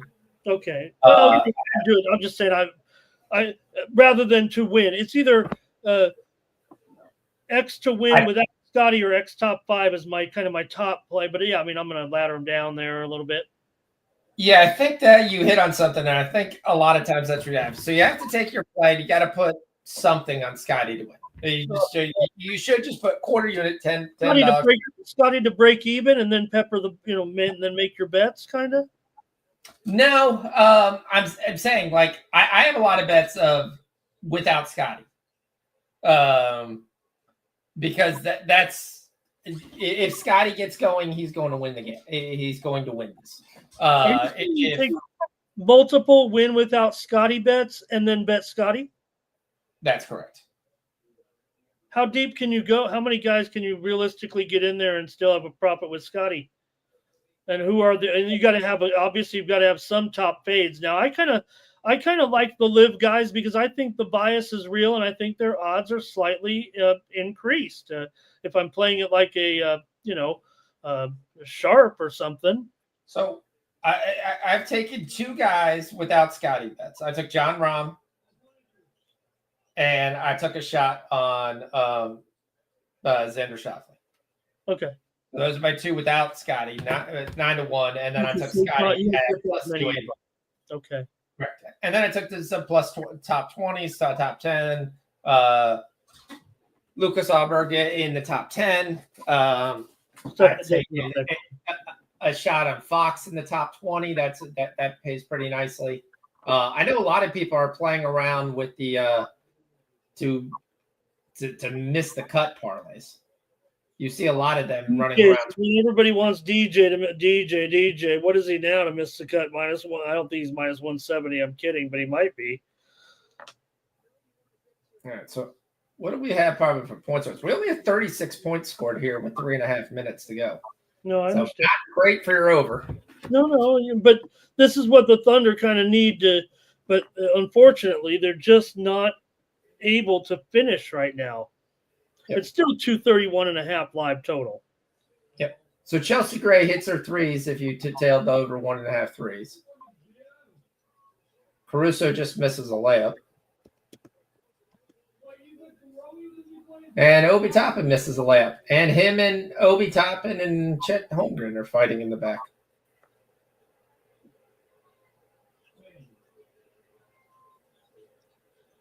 Kick out. Let's see. Chet, can he miss another 3? He can. Yeah, I love Chet. I think Chet was being dramatic there. I think I do. I also do think eventually, Chet, you have to start cutting. Stop just hanging out at the 3. You haven't made shit all game. You have the Dallas Wings beating Mercury right now with Paige Beckers exploding for 15 points. Good for her. And nobody else with more than 2. One thing I did say, Sean, on a show was that, sometimes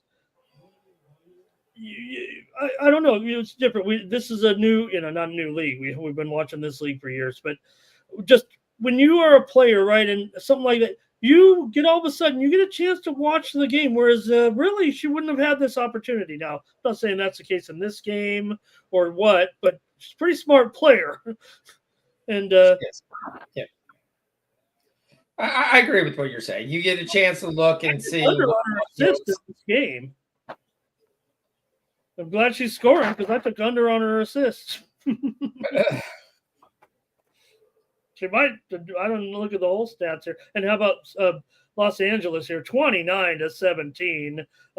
Aces should be embarrassed once again about this. Another bad first quarter for the Aces, Sean. Yeah, the defense is secondary. They like to make it exciting, but that doesn't work at the window. No, not at all. That thing closed at 8.5 at the sharp books, by the way. Yeah, OKC has taken the lead. SGA is starting to get going again here. He's up to 21 points. Yep. And Siakam ties it on the goaltending from Hardenstein. Going to be a great fourth quarter here. Yeah, it's going to be very interesting to see how this is called in the fourth quarter. That's what I'm kind of really wanting to see.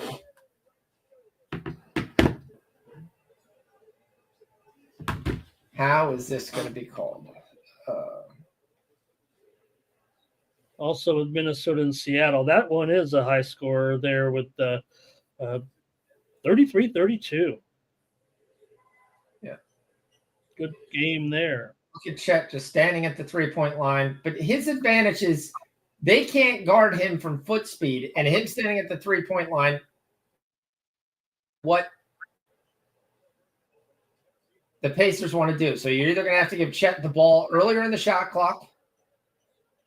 No, because once he put the ball on the floor there and the shot wasn't there, that's trouble. Yep. And you're going to get a nice offensive rebound here, and you're going to get Turner wide open. Now he doesn't take it.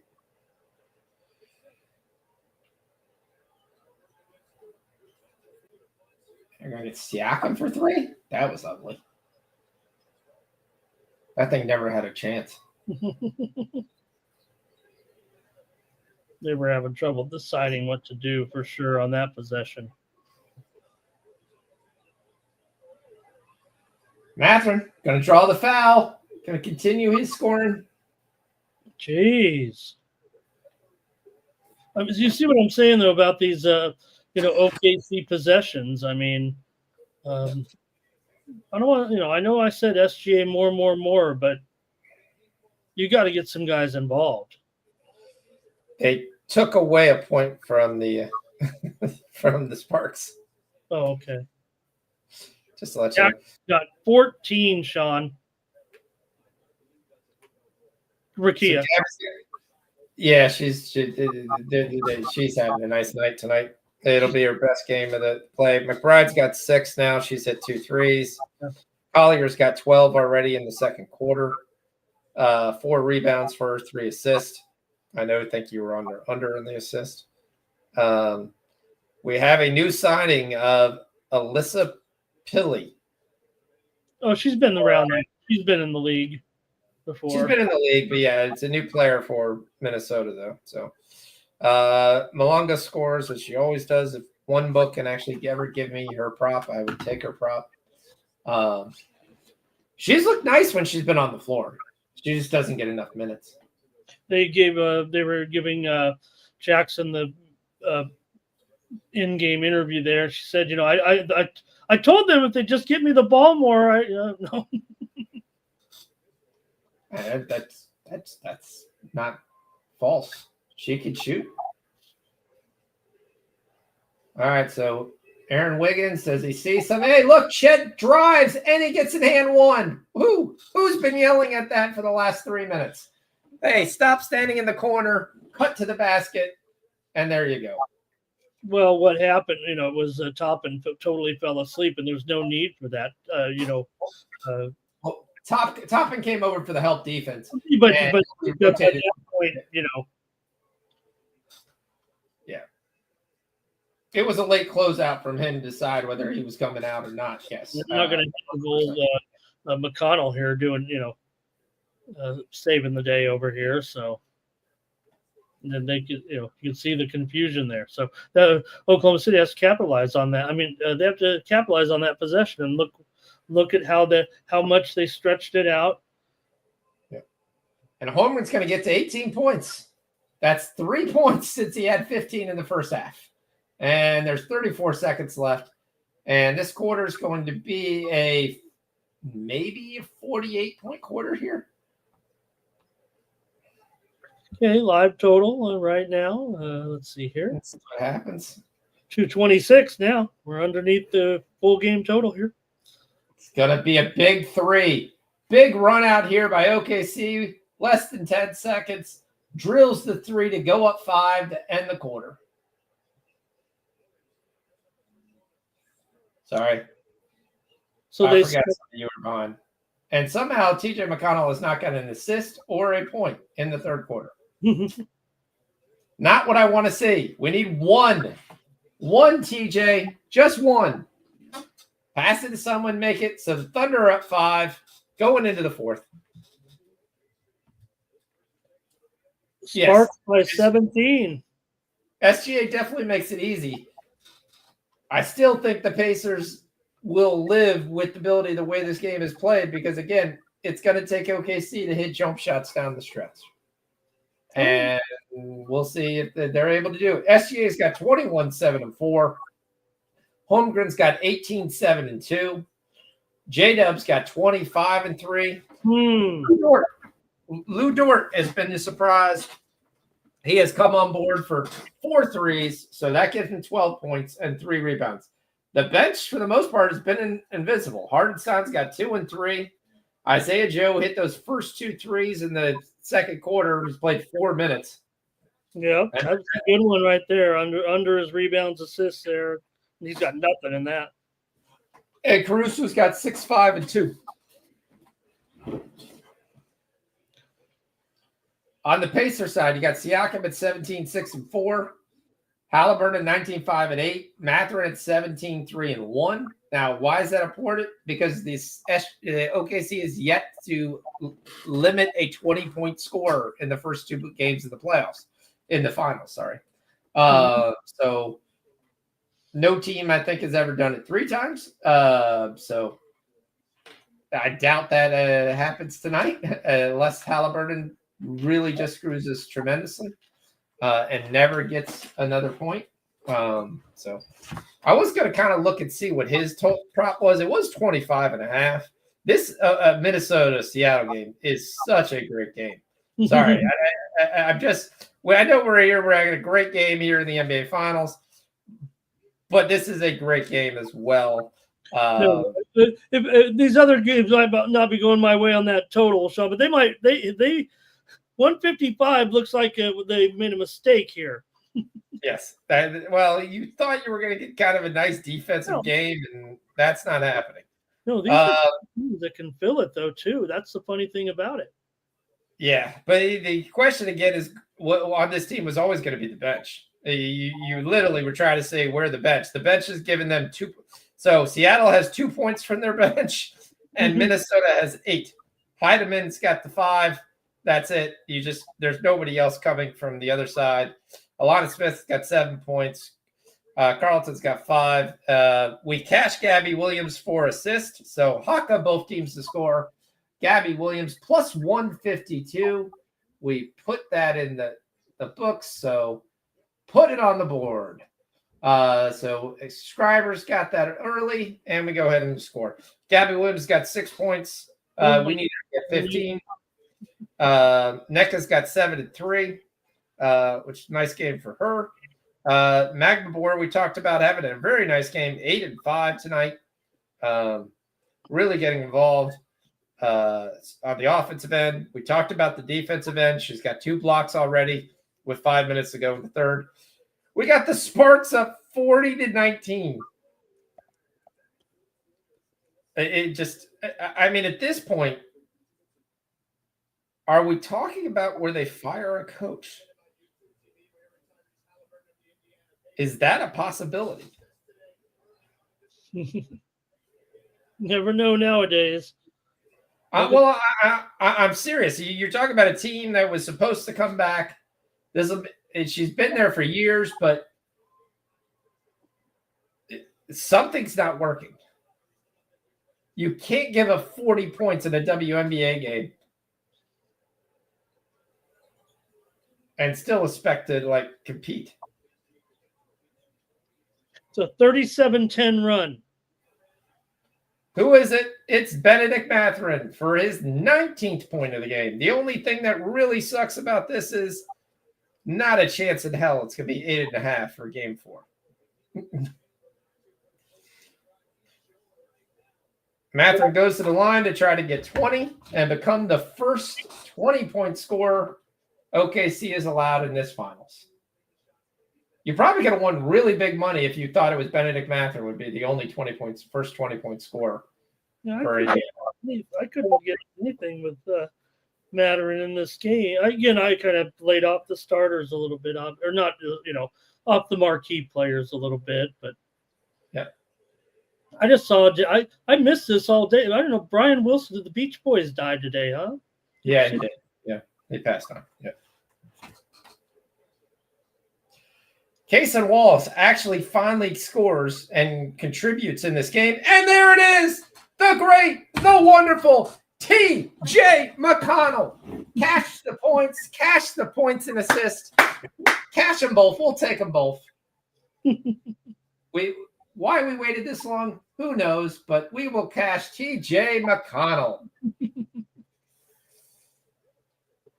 Oh. And it was a big bucket, too, to keep these guys in it. And guess who then scores? Isaiah Hartenstein. So if you took the 3.5 points that we talked about at halftime, that cashes. He was just looking like a tree the whole second half, and he made an athletic move there, but then the Pacers right back again because the Thunder are just a little bit too late every time. Who is it? It's Benedict Mathurin for 22 points. Love that replay of Hartenstein, though. Yeah. Great take there. Just matching baskets. I will tell you, Aaron Wiggins doesn't want to shoot here. That's a terrible pass. I'm going to get a loser there for sure. Very tentative.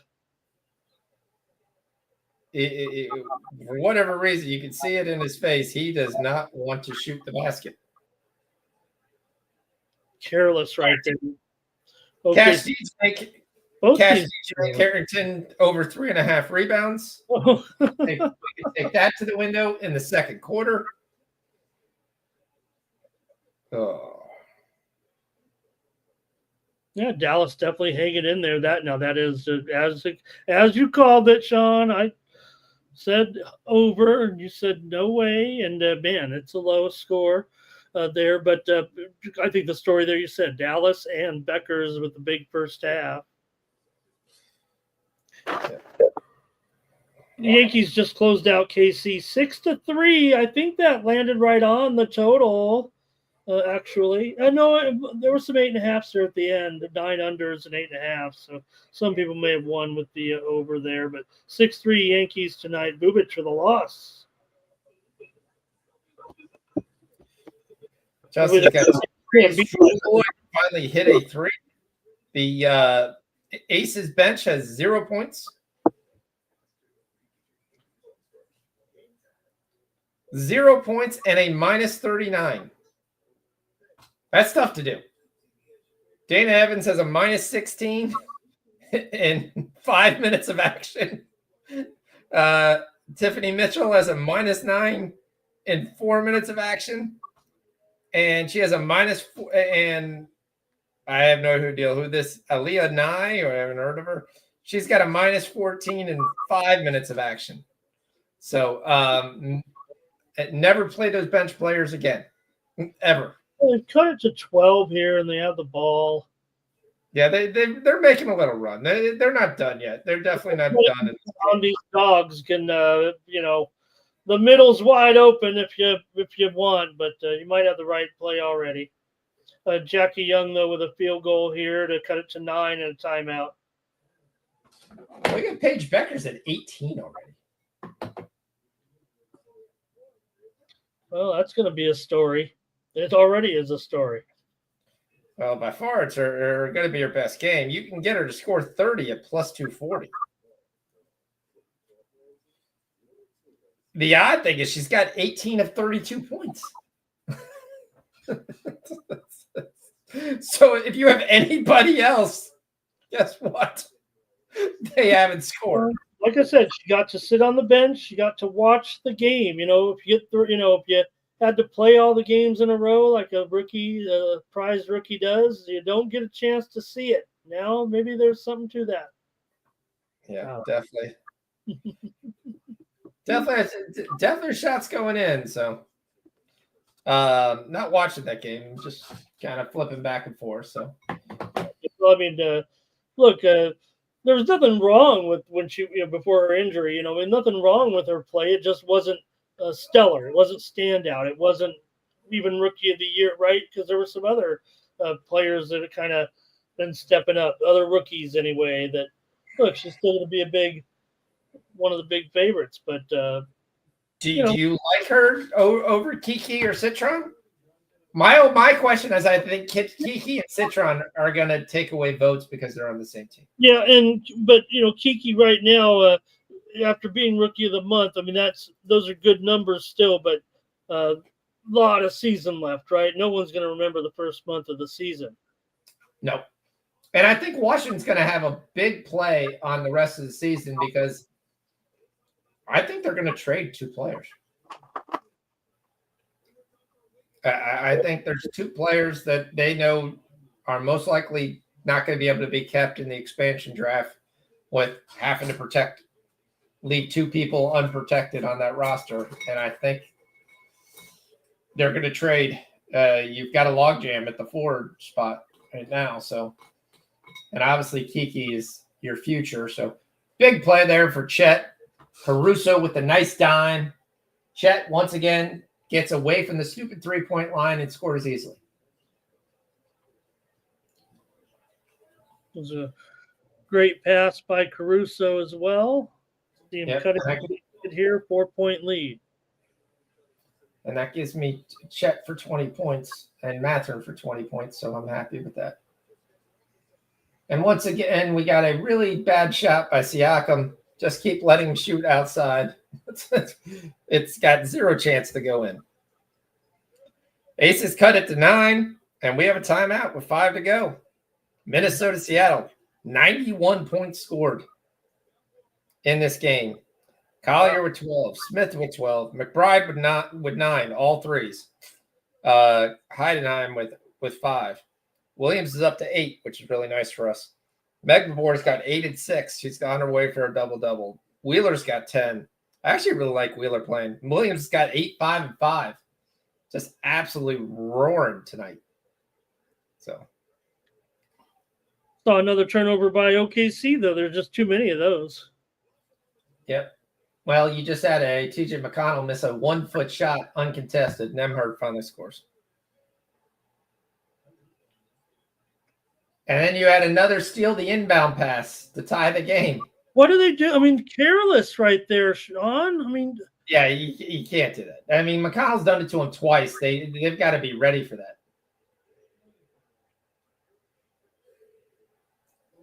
Now, granted, there's probably about 3 guys in the NBA that actually try to steal the inbound pass. Right.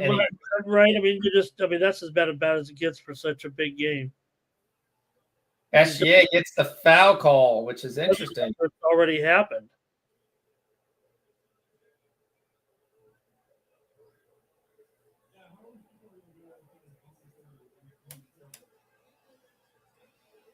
This is kind of an interesting number that's out there. Gabby Williams to get 8 assists is plus 220. She has 5.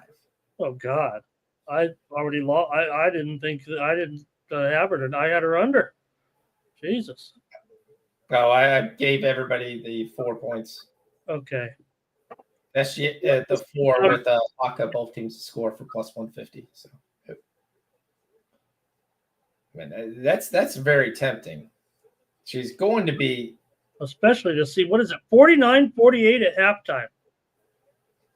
Yep.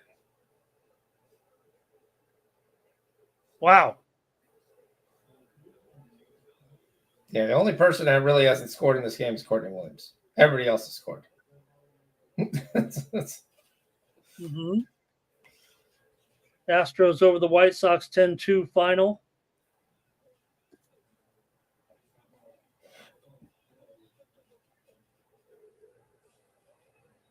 We have a tie game again in a Pacer game. Wow. All right. Matherin's got giving him 25 tonight.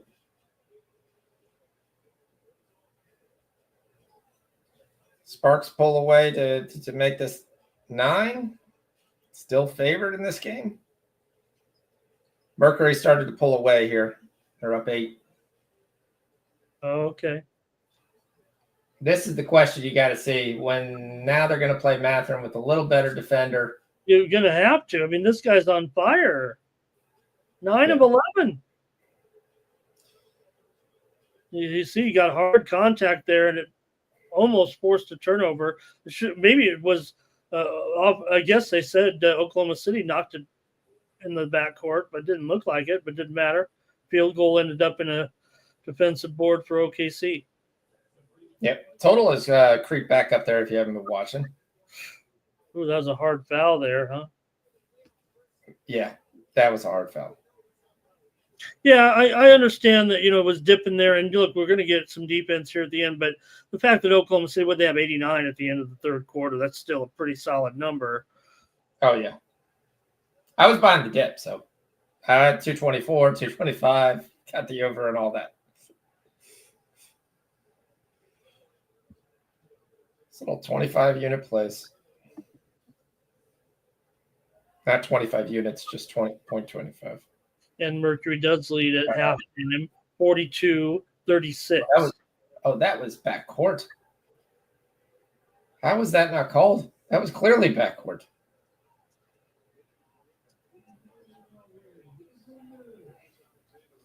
Yeah, that's what I said. That's what I was saying. It looked like I didn't think OKC had touched it. I thought that there was a touch in there, but yeah. You got Hardenstein inside, not getting a foul, but you're getting. Oh, Kason Wallace drops the ball. Ace is going to be hard pressed to win the game, much less cover any monster. Big three. OB Toppin. Wow. He's got to have 2 threes by now. I mean, they just, it looks like Cash Halliburton's 20 points.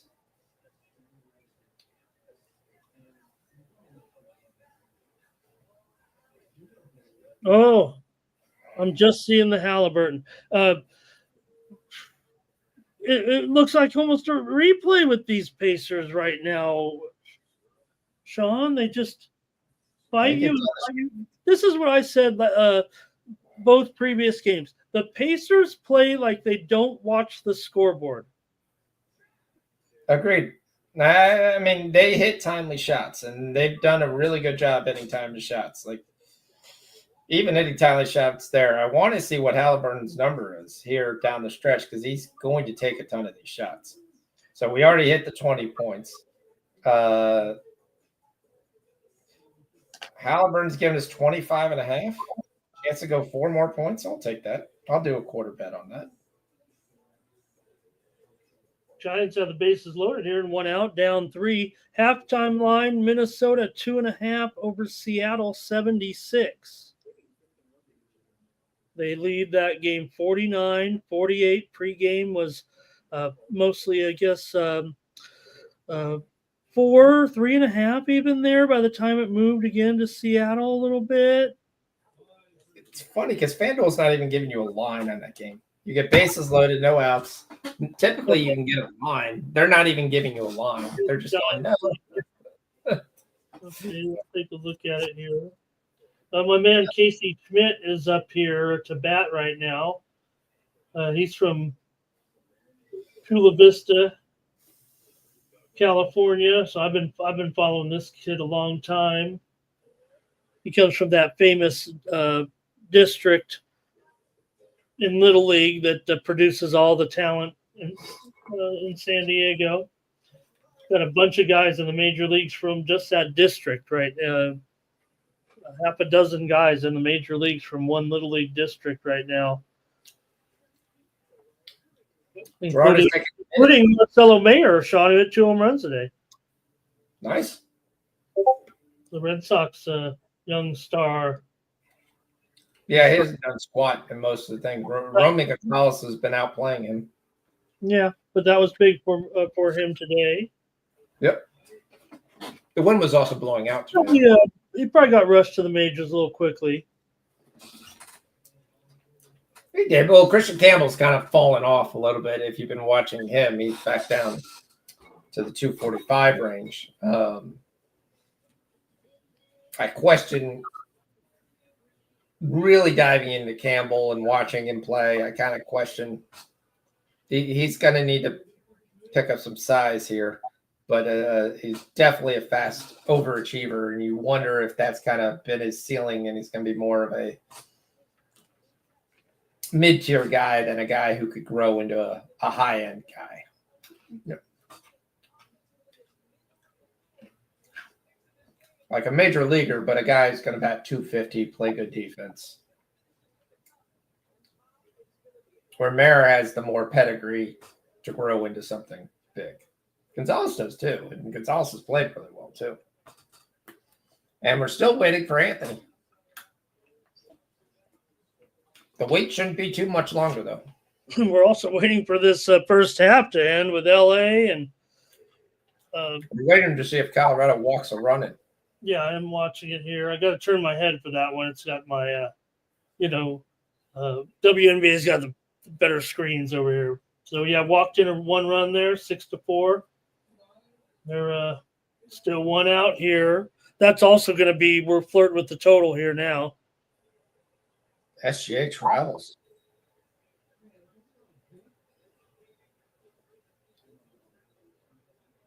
This would be big if the Pacers come down here and score. Yeah, they've shot 51% here tonight. That is, yeah, no doubt. I don't know how many times we can. Doesn't take a network analyst to figure out. Instead, we get an illegal screen. Okay. You can't have an illegal screen. You just in that situation, you cannot have an illegal screen. Gerardo, I mean, again, I liked Minnesota pre-flop, but man, Seattle's staying right with them. And at home, this is going to be really close. Aces cut it to 9. There's the no defense game. It's 50-41. Okay. Well, if I get 2 out of these 3 totals, I think that's a positive. Turner just throws Chet out of the way there.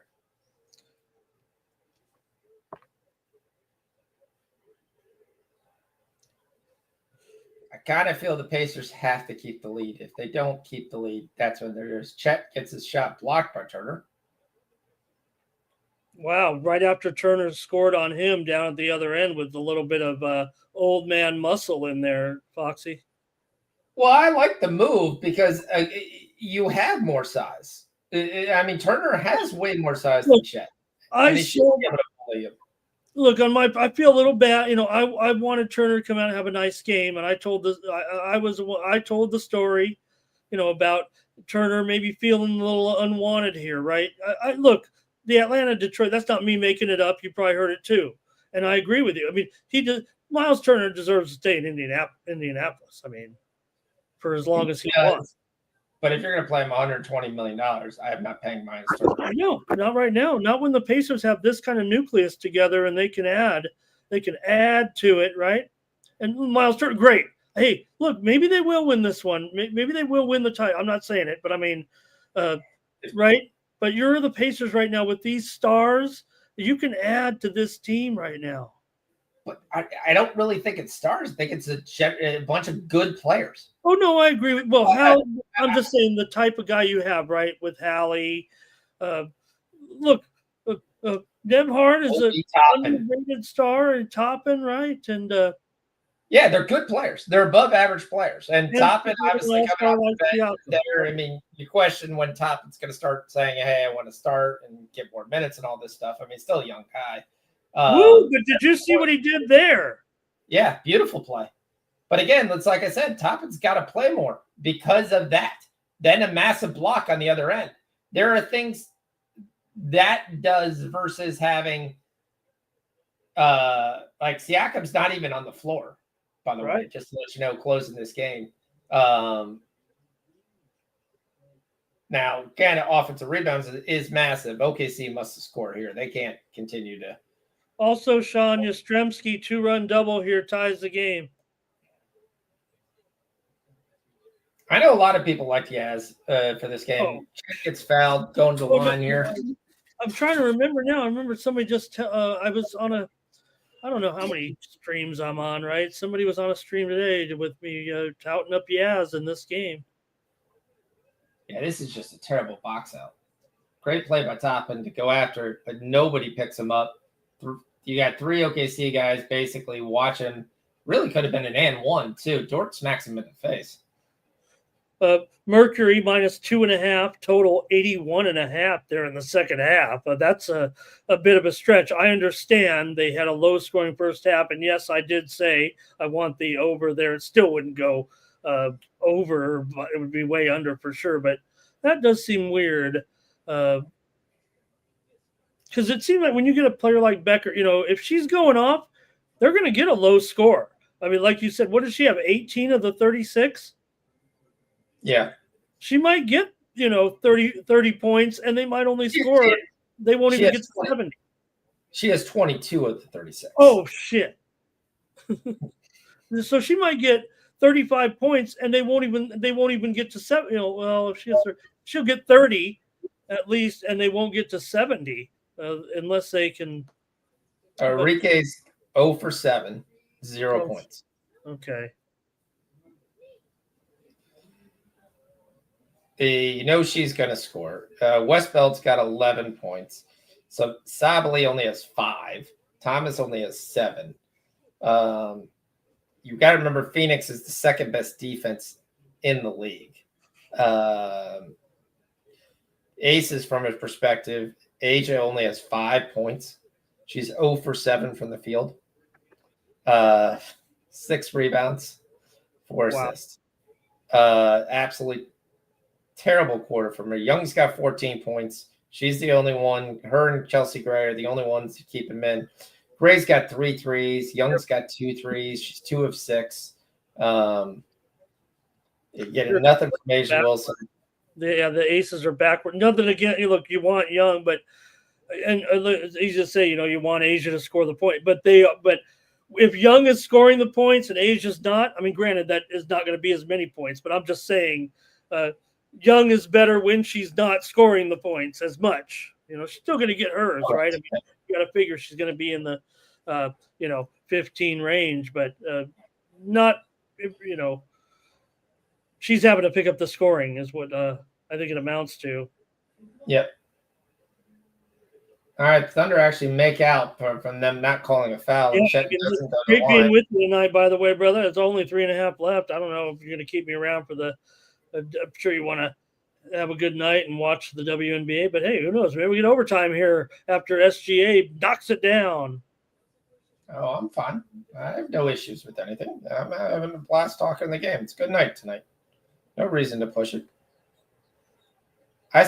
Big 3. Pacers just hitting the shots they need to hit right now. I want to bore the audience with our affinity for the ladies. I can care less. I think there's value here that some of them need to understand. Aaron Naismith with the corner 3. Plus, we got no WNBA tomorrow night when I'm going to be with you. Oh, my God, that was a great 3. That's how far behind I am, but I hope it doesn't distract you when I'm about to. They get a steal.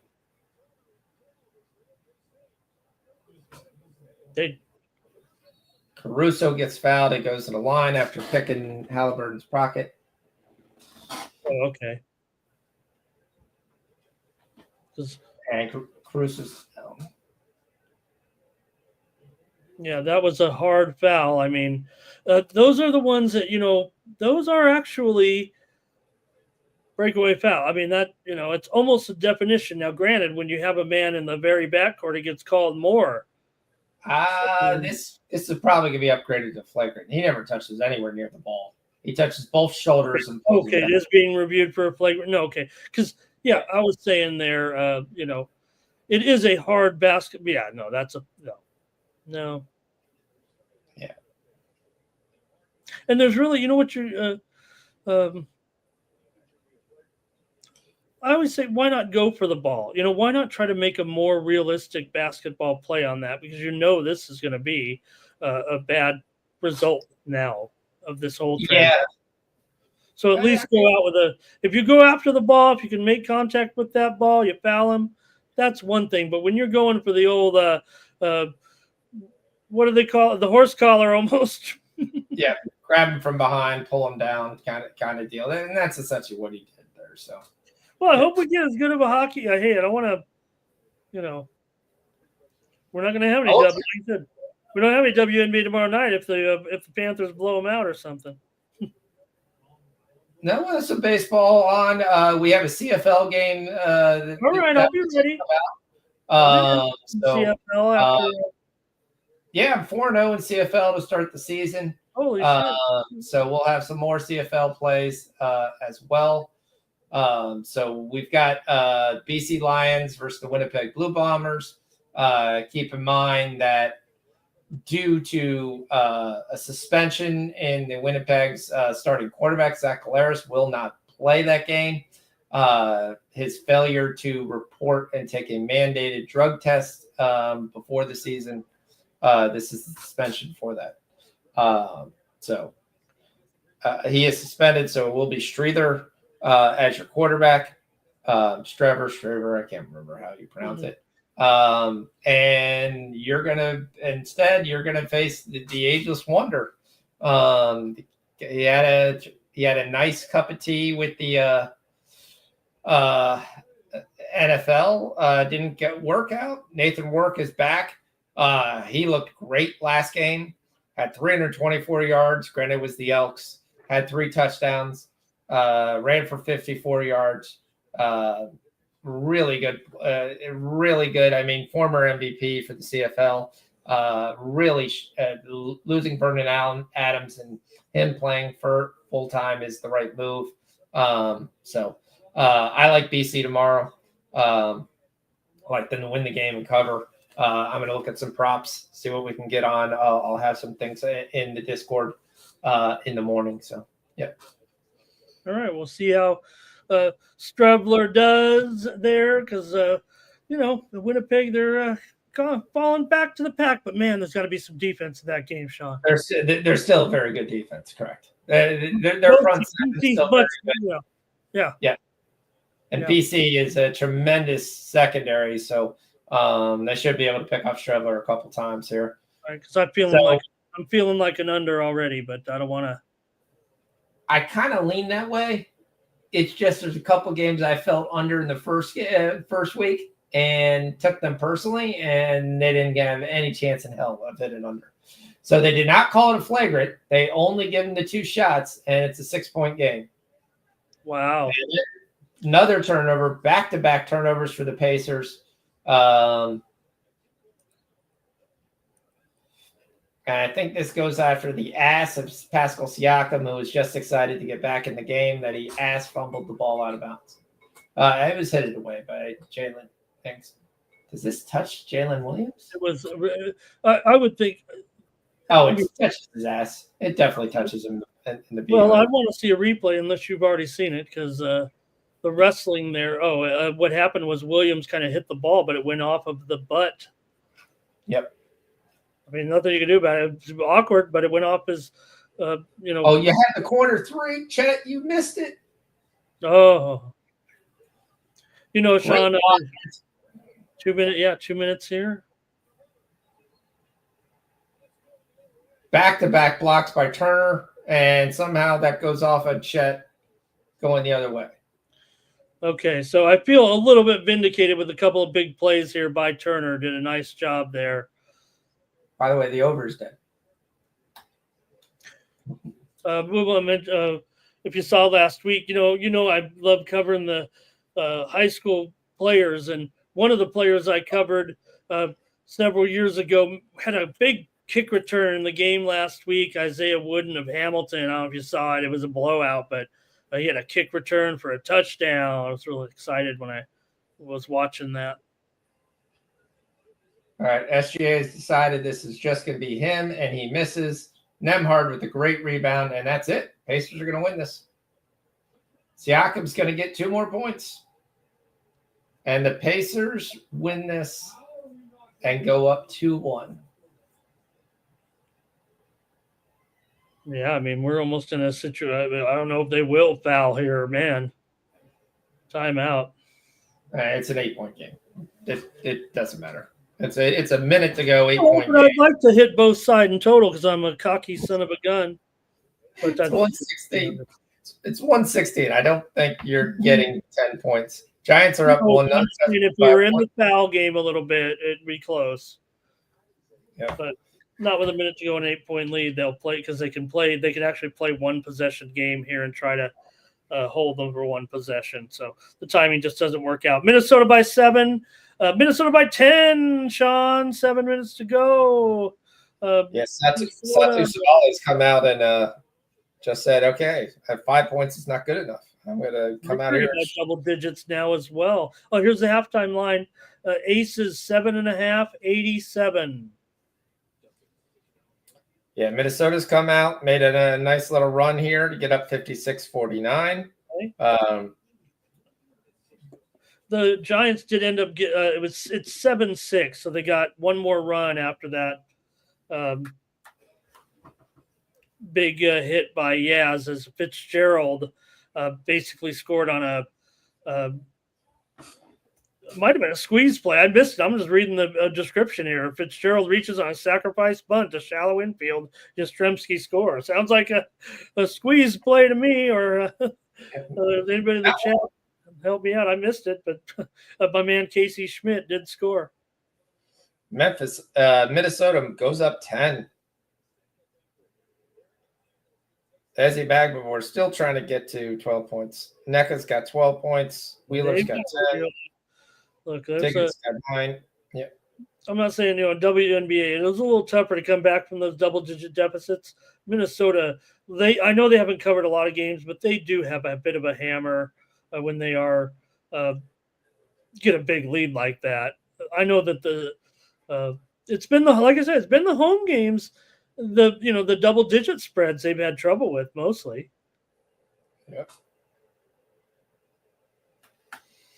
Yeah, the only question left is the Thunder going to cover 4.5 or 6.5. Oh, this is just dreadful to me.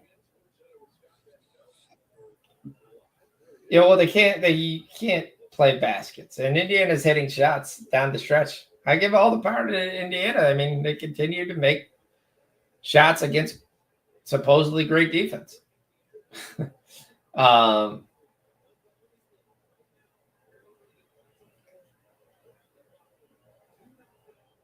I wonder if OKC misses this on purpose. They miss it, but still don't get it. No, there's still technically. I mean, now they can play the foul game. That it is going to get closer to the total if the Pacers do. You're ahead of me now, so I got to wait. But they're not fouling. Okay. They're trying to go for the steal only, and they're basically. No, you don't want to foul. You don't want to allow a 3. It's pretty easy. Instead, you get a foul called on Naismith. And this really? Oh, after all that, they ended up fouling him? Oh, foul on Naismith. Okay. So that's big. I mean, So there's still a miracle.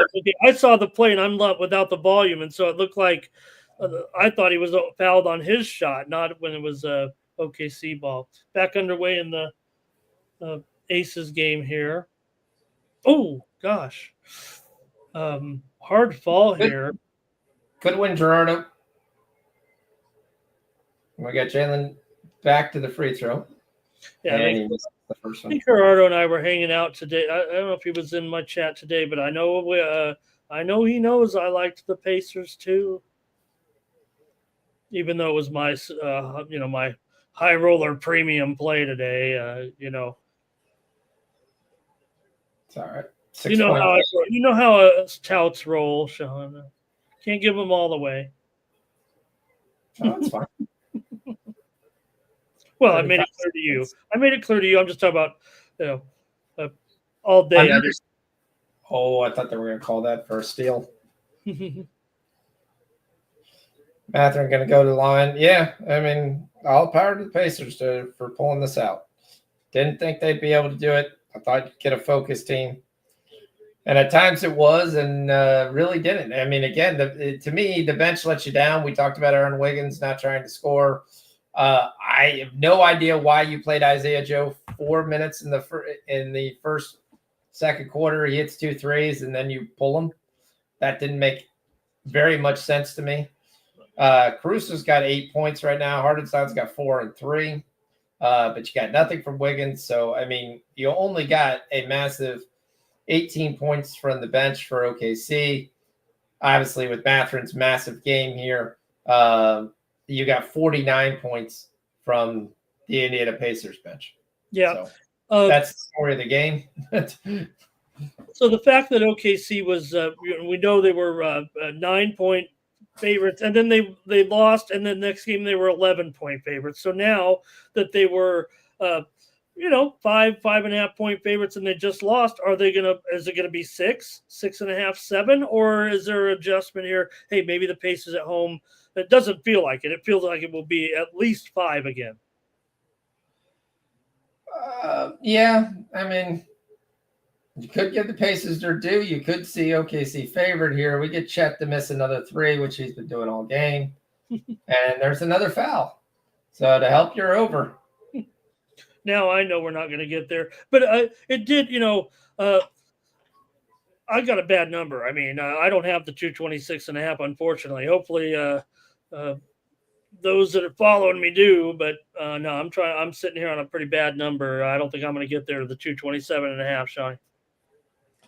The 220. Well, I'm just trying to see the WNBA bets just to pull up anything I lost here on OKC. Yep. Becker's got 25. Great, that's a great story. 5 more to get the plus 230.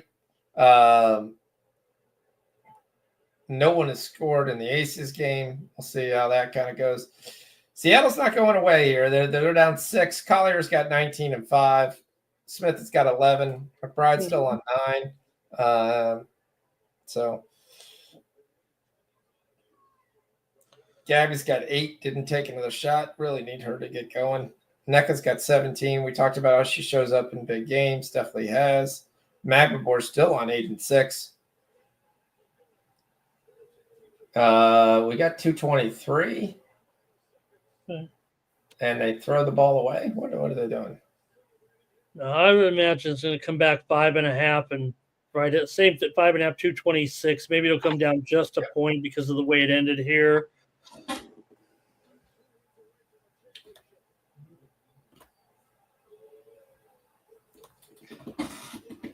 Congrats to the Pacers. Good game. Matherin really came up to play, and that was big. Toppin, you got to get more from the bench. But again, you didn't play the bench. So I don't understand that. I really don't. I mean,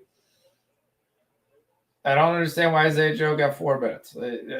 But, yeah, good win for the Pacers. Well, I'll cash the under his rebounds and assists with ease. Oh, yeah. Without any issue. If he only plays 4 minutes, that's a pretty easy bet to make. So, Pacers win. Move over to the WNBA.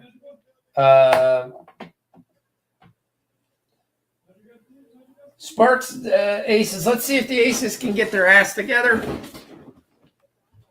They're still down 9. It just doesn't feel like there's any. Well, no one scored. Again and again, does not feel like there's any urgency with these Aces. You got to remember, I've lived this team as far as the news cycle here. It's a pretty big deal in this town. So, I think I'm coming across as a little perturbed. I do have the Sparks as my play, but I think the Aces, hey, you know what? Everybody gets a little spoiled, huh? Yep. Seattle coming right back, 62-58.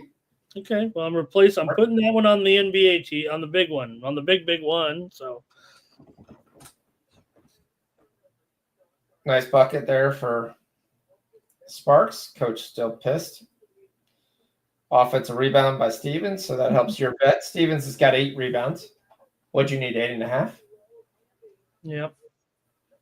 Asia gets a rebound. That was at least nice. Let's see if she can actually score, and she gets a layup. So we're waiting for Asia. Asia's got 5 and 6 right now. DraftKings just opened the Thunder game 5.5, 225.5. So a little bit lower after the under here tonight. All right. Well, I didn't hit the total. Still 9-point game. Asia's 7 and 4. Ace is hanging around though. That's the good news. They're just hanging around. Yeah, no, I mean they're trying to win the game. You know, I get it. They're not, they're not worried about any spreads here. No. Savely's up to 12 and 6, so she's rebounded nicely for a nice third quarter. We talked about Held not getting the full minutes tonight. She's got 7 points off the bench. She is out getting 12 minutes off the bench, though, so that's not too bad from a bench player. Rakia Jackson continues her career game.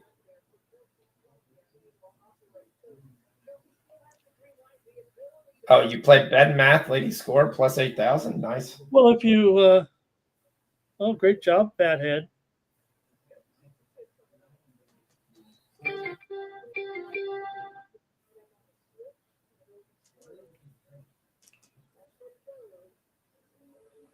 Oops. Oh, jeez.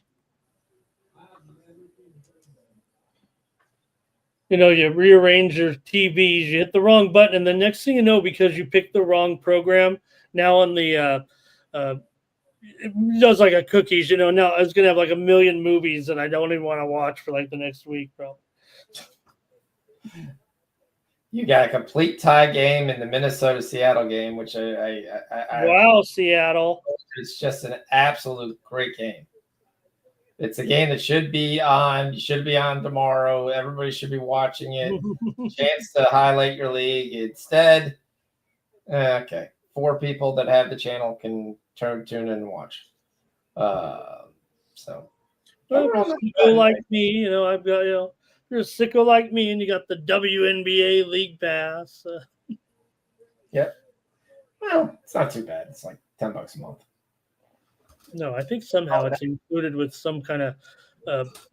If I keep ordering via Grubhub, I think that I don't know how it works, but I pay a lot of money to Amazon. I know that. Yeah. So Halliburton ends up with 22, does not end up with 25. Toppin ends up with 0 threes. Because Sean Hold's never sticking around for the WNBA with you. He definitely isn't. He prefers me to talk and then say WNBA, so people know what I'm talking about. All right. Well, I'm watching now with you and the Giants game. Giants are threatening to get more here with nobody out, runners at second and third. But watching Dejanay Carrington at the line. Ace is down 8. Now 9.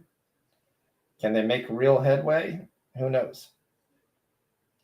I've never met my favorite player, Dejanay Carrington, but once when I was interviewing her mom, she popped the head on the camera and waved hello to the audience. Does that count for anything? Nice. Yeah. For anything? I don't know. That was before when she was a college player, though, actually. That's how long ago it was. She plays with a lot of heart. I do like the way she plays the game. She's tough. Well, daughter of a coach, daughter of a 500 win high school coach. So I mean, that right there is a lot. Yeah. So Plum once again only has 4 points this game. Amazing, right? I mean, that should have been the easiest look of the night. And I'm not saying now. I mean, well, and right, if we would have told you it was a 10-point lead, though, would you have done that? You might have, because you obviously called the coaching staff and told them what the strategy should be. I just saw. some of this, I'm still trying to say it's a 10-point game. There's plenty of time in it. They're trying to get Asia involved. Asia's got 9 and 7, so we're not dead in that bet because she's getting so much usage right now. Need Gabby Williams to get going here. She's 4 of 9. Kind of been stuck on 8 points. She does have 6 rebounds, 5 assists. And if you keep leaving Rakia Jackson open for 3, that's not a good defensive standpoint. Yeah, and this Minnesota just buried a 3 here. This could be a good fourth quarter coming up for sure. Yep. Who else? Kayla McBride. That's her 12th. We need 15. Let's go. One more 3. And we do have, again, a Dominique Malanga score. She's up to 6 and 4. If I could get her PRA every day, I'd take that. It'd be around 10. But no one will give you squat. Gabby Williams with another rebound. That gives her 7. And Jackson is just loving this game. No defense whatsoever. Can get to the paint. Can score at will. Jackie Young misses, gets her own rebound back, and scores. What should be different about this team defensively? I mean, you're not going to say that, because Plum's gone from the Aces. I mean, that's not what it's about. No, I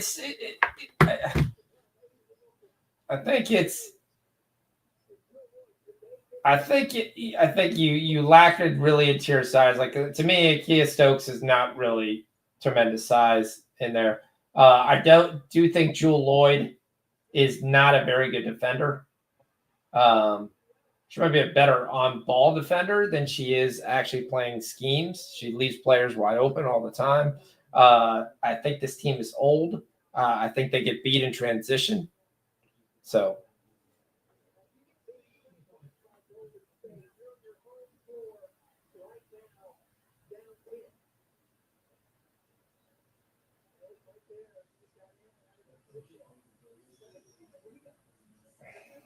End of 3 there, 68-65, Seattle.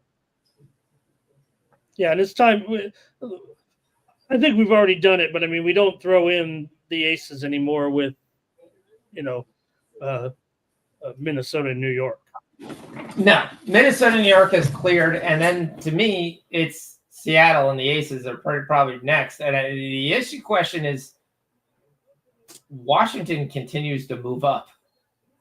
Yeah, I put them up I put them up to 6 pretty quickly. I had them kind of ahead of Atlanta. I don't know now. It's close. I would think Atlanta and the Fever are right there next to Seattle, and your next 2 in line. Asia Wilson got popped in the mouth and is bleeding. That's not a good thought. Maybe she's bleeding from her nose. Phoenix is in the 7 or so, right?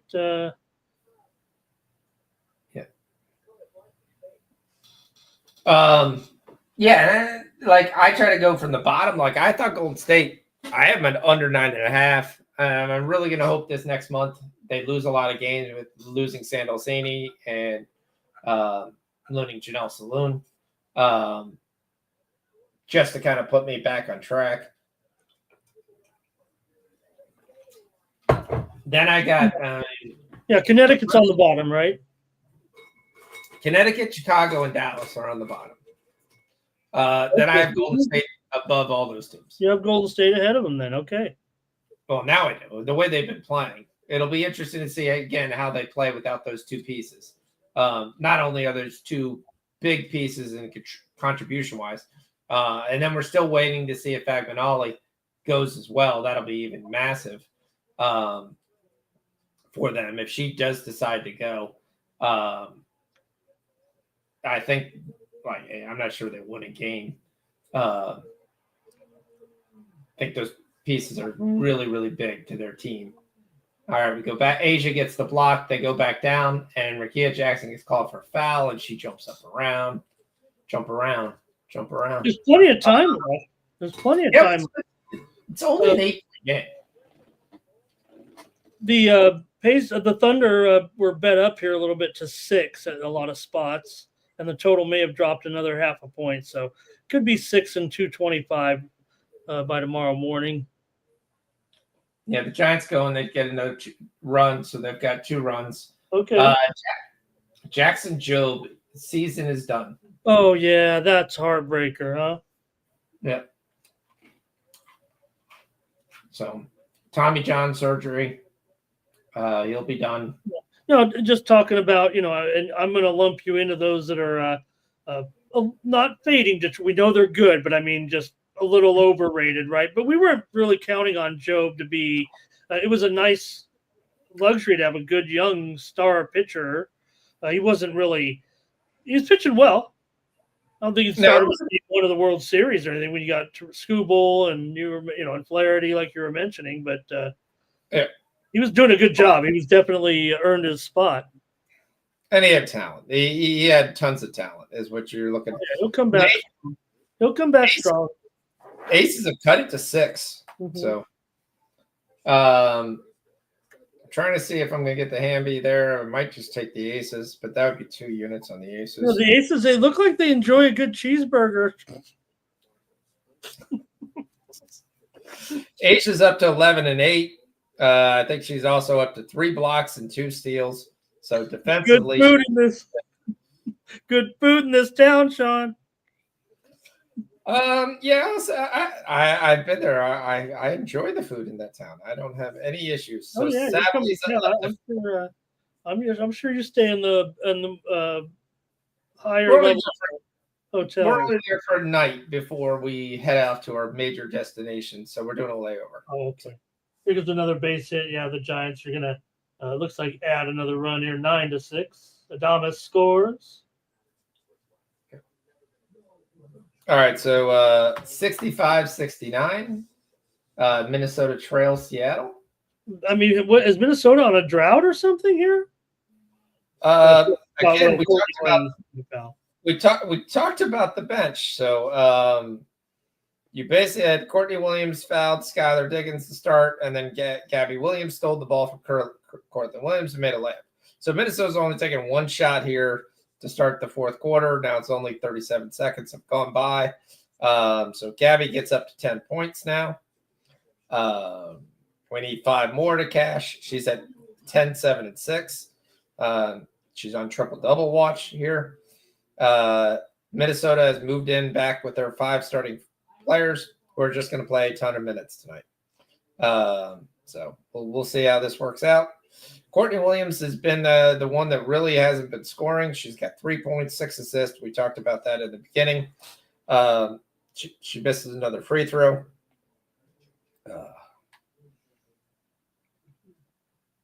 Trying to look to see what we have live. You have the Lynx plus 5.5. Big 3 by Seattle. That's not a bad line. Yeah, Phoenix was my top play of the 3 games, minus the points. But Dallas continues to fight on here a little bit.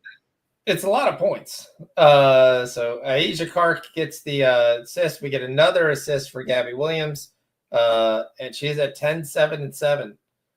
Clearly on triple-double watch. 8:41 to go.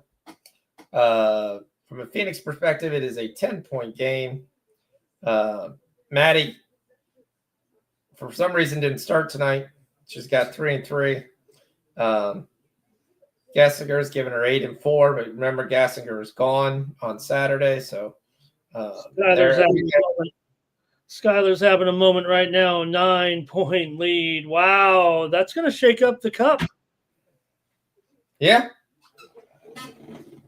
Because Seattle has a chance to go undefeated after this, and then Minnesota will be 4-1. They'll probably still make the playoff, though.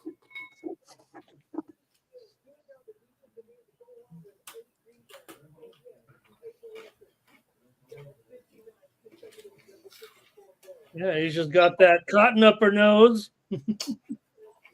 She's been playing well since she did. Well, she's a type, I do think her shoes look really cool. Which are the first women's shoes. I see the secret. She had the different shoes in the first half. They're pointing it out right now. Yep. Big three. Spark's not going away.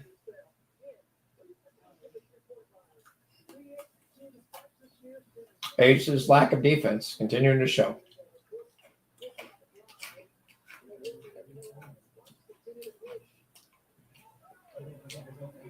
Great steal by Chelsea Gray there. Derek Hamby had a lay. All right, so you kick out to someone who's not a very good shooter just because it's the right play. It's not the right play if you could calculate how good they actually make a shot. It's what you have to do sometimes when you're coming back.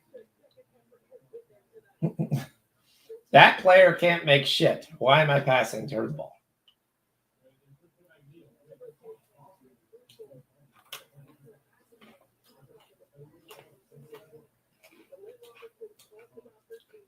All right, there's your play. Get it down to Asia and just let her go to work. And then you kick out to like Lloyd, Young, those kind of players. That's a nice play. Chelsea Gray with another three. Rain in those threes. Give me that plus money. Let's go.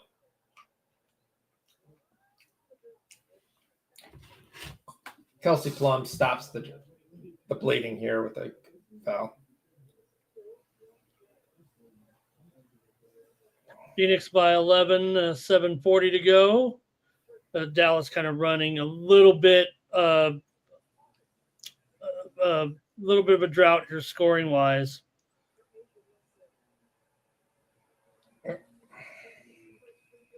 Chelsea Gray over 12.5 points cashes. Jackie Young over 15.5 points cashes. If we look at the three on these teams and what they're doing, we have got a little bit of a lull from the scoring wise in this game, though.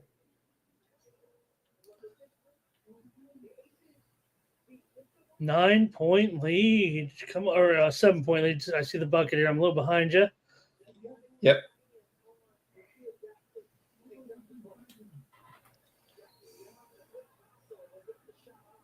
Ace is going to go to line. Chance to take this to 4 again. Yeah, I'm not on my digital antenna anymore. Otherwise, I'd be right there with you. But I've moved the games around a bit, so I'm on the CBS feed that you told me about. Of course, they have to run the ticker down there, reminding me of my Sean Padres. You know, they can't lose this series to the Dodgers, man. I mean, the Dodgers, all these pitching problems, and then they still are able to get it done. And now they've got, some guys finally coming back. Well, they're very good at Petco, but it doesn't seem to be the case. The Giants have now moved up to a 4-run lead, continuing to give this Colorado team another loss. That's what we're hoping for. This is going to be tough. Well, all three teams may end up making it in the West. Yeah. Well, he could possibly have 4.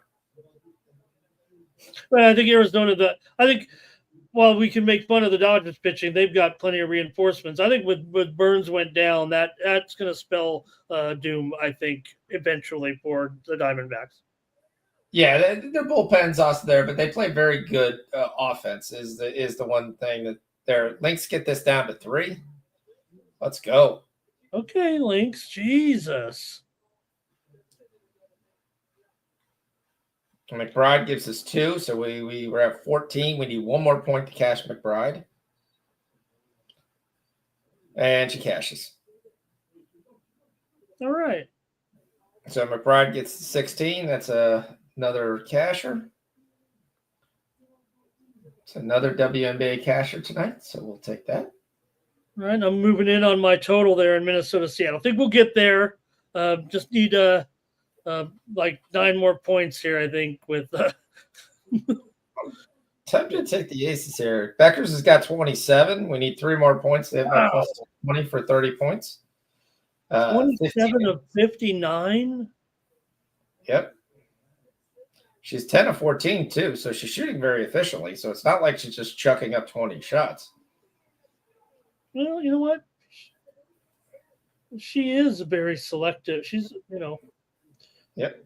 God, the aces, they just go right down, it seems like. Yeah, I think they're going to win this game, though. Okay. They've kind of weathered the storm here. They got a chance to cut it to 3 here. Jackie Young, dribbling machine. Just can't make an outside shot consistently, though. I mean, the live total is the aces plus 0.5, so. Okay. Trying to look to see what we have here from a points perspective. If there's anybody that's worth getting in on. I think Young at 23.5 is too much. She's got 19. Still got a minute to go. She's going to play probably about another 6 minutes this game. That's probably not that bad, though, the way this game was. I was trying to see what Asia's number is. She's got 13-8 now. She's exploded this quarter. I mean, we could actually get out of our one bet. It's she's got under 20.5 right now live. I'm going to hedge a little bit, half that bet with the land on money line tomorrow. Stormer's shooting 58% tonight. Yeah. And again, we talked about the loss of Shepard and really no size. The bench goes even smaller. No, and they've out-rebounded the Lynx by 10, 33-23. Now, the Lynx have made 45.8% three-point field goals. Yeah. While the Storm are just 35.7. What are they going to call here? What did they call in the Aces game there? And one. And one for Rakia Jackson. Okay. As she continues to go for her career high game. The lack of defense of whoever Jewel Lord guards is kind of really telling. Jackson, who we talked about, struggled to get double-digit points in any game. Minnesota within one, Sean. Too easy for Fee right there. I mean, it's just too easy. I kind of like Rakia Jackson, 22.5 points here. She's got 19. Now she's got 20. Yeah, we got one full quarter to go here. Her to score 3 points. The way this game's going, she's definitely shooting the ball more. Another steal. They take away from Jackie Young. Too many turnovers here for the Aces. Mercury's pulled this away, if you haven't noticed. All right. I don't think I'll sweep these totals, but, They're up 16, so it'll be interesting to see who plays here. No, the game's not close enough to get it. It's Yeah, all right. Becky's got 27, so. Wow. She'll get that 30 in little garbage time here. I don't know. She's played so much. I think they're going to pull her. Yeah, they might be right. Might pull her out. There is currently just 4:47 left, but 14 points. You still got to think you have a chance, but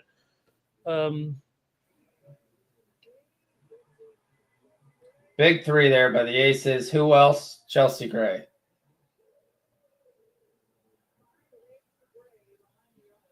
Chelsea Gray's total is 22.5.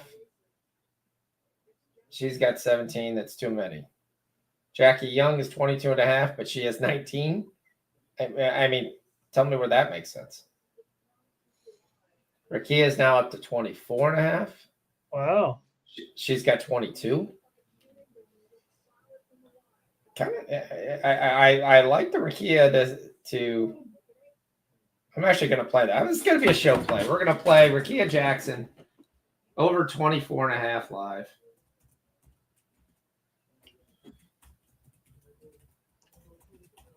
Plums at the line. Just 6 seconds to go. We're going to play that for a half unit. That's already 132, 133 here with the full quarter to go. So I'll score there. Yeah. So 7-point game for the Aces here. So they managed to chip off 2 points. Make sure you subscribe to Nuke the House, and then that way your plays from Sean come right to your phone, right there. I don't even need to watch the games. I get Sean's plays because I'm a member here. I get them all, okay? That's how we do it on Nuke the House. All right, so Gabby's got 12. We need 3 more points from Gabby. Collar's got so Gabby's got 12, 7, and 7. Collier's got 25 and 8. We need 2 more rebounds. Under 4 minutes to go.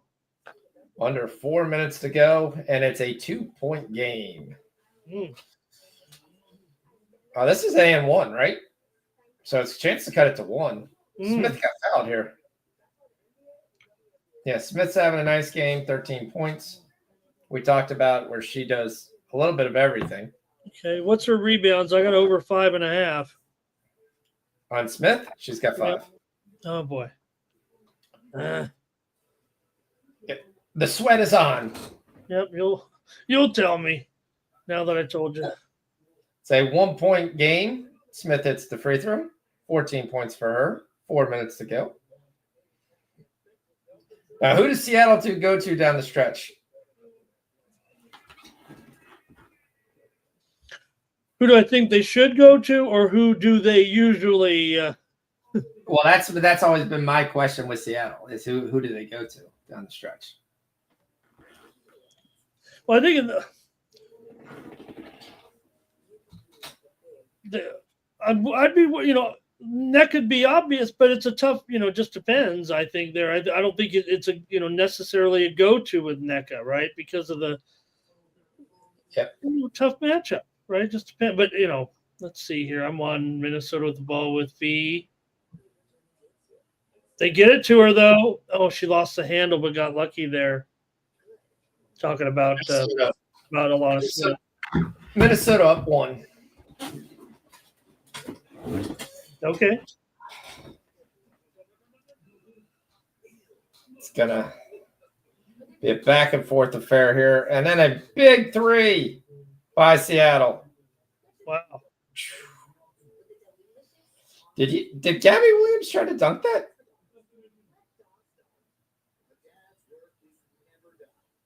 It looked like she tried to. Hey. Watch out. She could probably do it.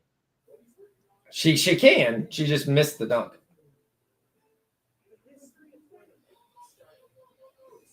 All right, so 2-point lead for Seattle here. Going down the stretch.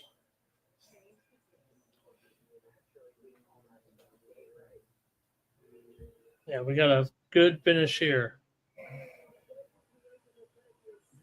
So we're a nice little run for the WNBA. We went 4-0 last night, 4-1. We've cashed 2, 3, and 2 outstanding right now. We've cashed for 3. Just bombed a 3, Fox. Becker's just bombed a 3. She got her 30. She got her 30. Yeah, let's go. Thank you. Paige Beckers gets 30 plus 220. I'm going to get this 3-0 totals sweep here. It's on 153 right now with 3:30 to go. Still need 14, but if they keep it within here, Phoenix buries a 3, which helps but doesn't. Because now it's a 14 point. That's been 156. I think I'm in there. I'm going to sweep these 3 overs tonight. I think you got a good chance here. They all laughed at me, Foxy. They all laughed at me. We did laugh at him. My God. She made another 3. She's got 33. 33 for Beckers. Wow. In a losing cause. Let's not bury the lead here. I mean, Phoenix has an 11-point lead, but I'd say it's a pretty big story right now for Beckers. 2 minutes to go, 2-point game. NECA's got 8 rebounds. Magbavor's got 8. She's got 10 and 8. Diggins has got 17. Williams has got 12. Collier's got 25 and 8. Smith's got 14 and 6. McBride's got 18 and 3. 6 assists for Williams, but she doesn't finish the game. It's been Heidemann because Heidemann is the end of game shot specialist. Yeah, she is. Great pass by Plum there to an easy layup to Ari McDonald. Wow, what a pass. 2 men on, just kind of squeeze that through. Look, you don't need the converge right there. I mean, you already got a guard trapped in the paint. If she makes a shot, good for her. We get a Jewel Lloyd layup. Boy, she's got that bucket. It just feels like, man, they get close, but LA's got something for them. Oh, Hamby gets bailed out here with the missed layup. She's got 7 rebounds. We need 7.5, and then we need the Aces to come back and win. What's Hamby's points here? She's got 12 points. Okay, I'm under 16.5. I think you might have been over on her, so I didn't want to say anything. I didn't touch her. Okay. I just took the rebounds. Okay. So because I'm on under 16 points and under 3.5 assists with Hamby. Looks like the Lynx are going to get their first loss. Big 3 by Skylar Diggins. We got another miss, and then Magmavor gets another layup, and it's a 6-point lead now with under 2 to go. Wow. Well, good for Seattle. Look, they're really good at home. They're so good at home. I thought they were kind of not playing as well as they usually do at home. You know what I'm saying? Yep. 165 here. We're going to get this sweep of these totals tonight. Oh, great pass. Did they call? They called the and 1. To me, it looked like a travel. Heidemann gets the basket, cuts it to 4. For some reason, NECA, when they were up 6, is shooting a 3.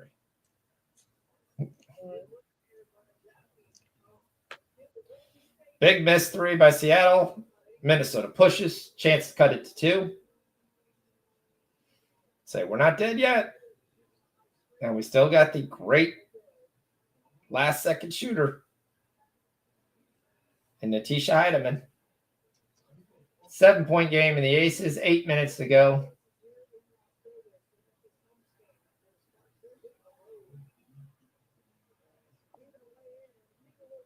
And the Aces defense continues to show.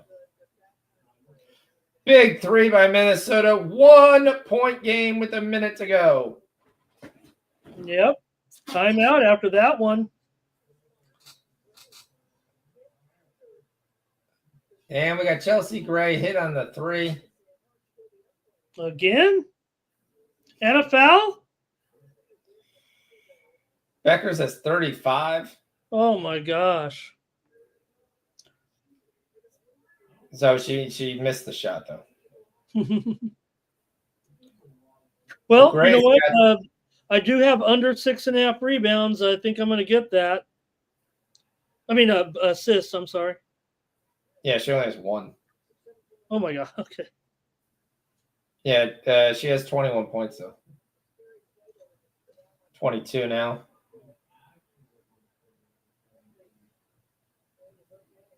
A chance for her to get the 22.5 that we just talked about 2 seconds ago. Yeah. A minute later.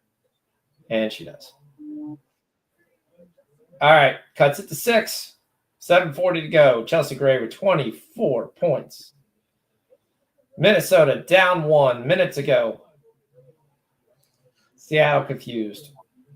Let's talk it over. I got a little cocky on these total, but I still could use some help here. It's still pacing over here, but it's going to be some good defense here too, probably by the well, no, maybe not. The Aces don't. We're still getting blown by here a little bit. Yeah, they give up layups constantly. So we get a step back, front rim 3. Back on Seattle here, though, with the ball. And then we get a pass to the ref. Crowd on their feet here at Climate Pledge. 84-85. This is the key possession right here. Yeah, Minnesota now calls timeout. Okay. You call timeout after it's Seattle buried the 3. Okay. three. That's why. Yeah, buried the 3. Erica Wheeler, not Gabby Williams. And the Sparks are back up 10. Because, again, the Aces play defense.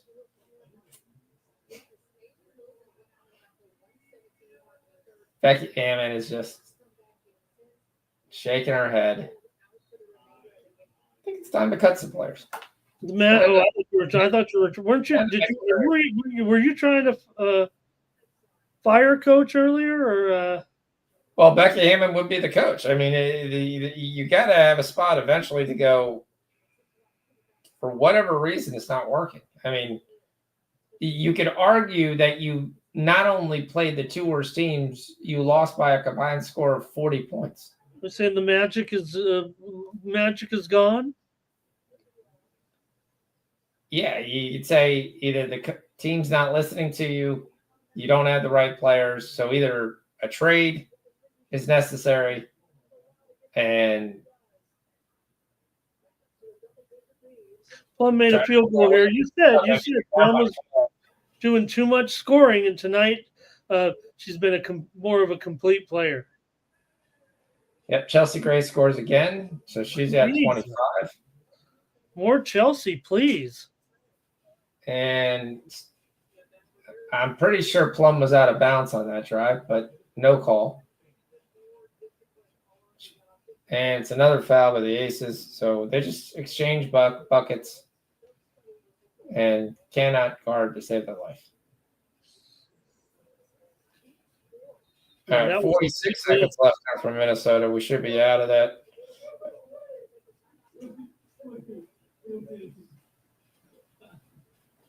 Seattle up 5. I got my Carrington over, Sean. Yeah, you got your. Yep. Good job. Yeah, she got that towards the end. She was stuck on 8, and she kind of went on 2 straight baskets. Yeah, there's a timeout right now. I mean, I'm not totally. I mean, I feel like they're going to get the cover here, but there is a little bit to be decided still. An 11-point game, and we're in a timeout. So Dallas they're still fighting. 12, 8, and 7 for Gabby. 35 seconds to go. That should be the end of the game. I'd just forget about, I mean, you don't think they're going to come back here. I'd be trying to get Becker's a 40 spot. Alyssa Thomas had 11 and 10, 11 points, 10 assists tonight. Yeah, the assists were big for her. Yeah, we knew that number was too much. Surprisingly, very many rebounds. Yeah, she finished 23 there, it looks like, here in the end with that PRA. Which is very close because the book's actual PRA was 25. So I don't know where anybody got this 29.5, but they've done that on several players that people are like, oh, I got 29.5. Like, I've never seen a 29.5 anywhere. So I don't know. Well, the funny thing is, I also played over 7.5 assists. Played under her PRA and over her, and she got 10. Yeah. Well, she generally is a very good assist. I mean, she's a potential triple-double in most games. So, well, Enrique cost me on the I went over on her points. Yeah, but, we're on her rebounds here, so that's okay. Let's see here. Asia Wilson's 2 of 12. Wow. 25 seconds ago. I mean, the game, I think Seattle's got this, but we're going to play it out here. And Phoenix wins 93-80. Yep, and Savali gets her 20 points. That's what I needed. Hey, that's there's nothing wrong with this other than being outmatched right now with this Dallas team, though. They're bound to improve. I mean, how can they not? But yeah,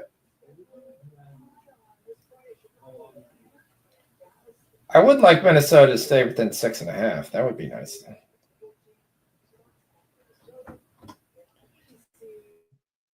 Gabby Williams steals the ball from Carlton. That's not going to happen. You guys keep fouling.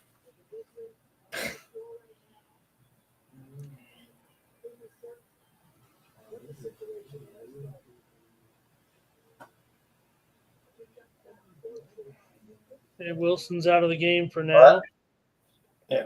That is the end of the Minnesota Game. run here. So no longer undefeated. Okay. Only the Liberty left.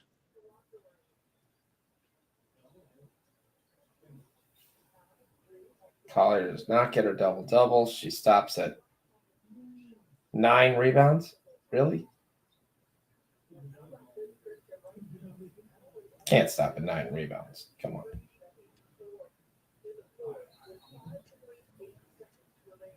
Got a 9-point lead, and the Aces foul again. Asia Wilson's not even playing in this game right now. Just getting a rest. I don't even know why. Sabally gets a double-double.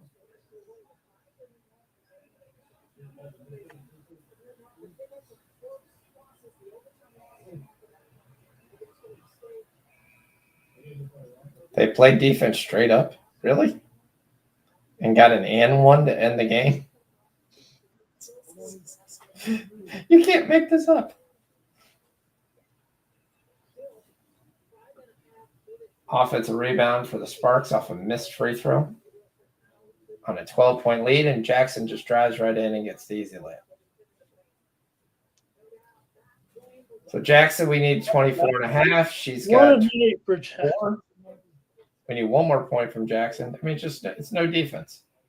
There's the Jackie Young play, over 22 and a half. That cashes. So hitting some live plays here. Still no defense for the Aces. Still an 8-point game, so you're still not dead, but boy, you're just being really stupid. Jerica Hambley messes the dribble, but somehow it goes all the way to Kelsey Plum sitting at the 3-point line. And then Hamby gets fouled. She's going back to the line. Not what you want to hear. Hamby's got 18, by the way. Wow, that would happen. That happened quickly. Yeah. So Minnesota loses by 10. Seattle wins.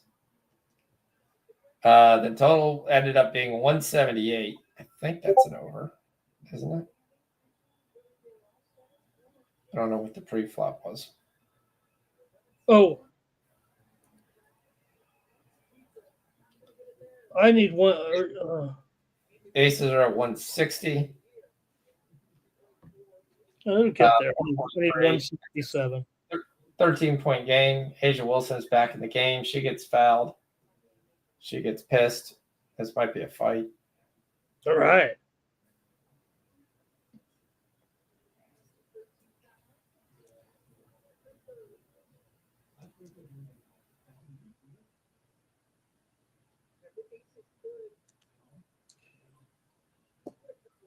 All right, well, we'll come tomorrow and watch some hockey. And we've got a nighttime card of baseball, half a card because of the, it's Thursday, so half a card of baseball.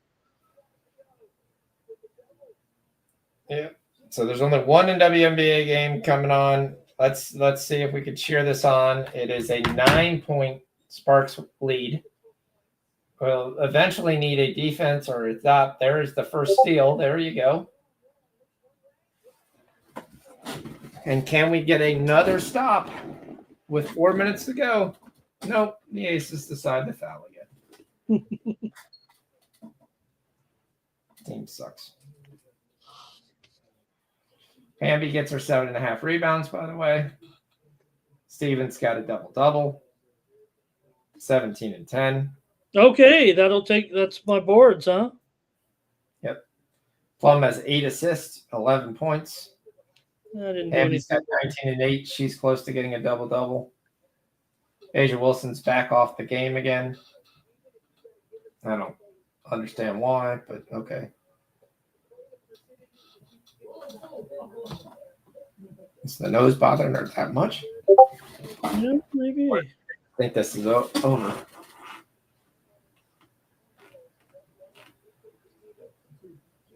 It's 11-point game here.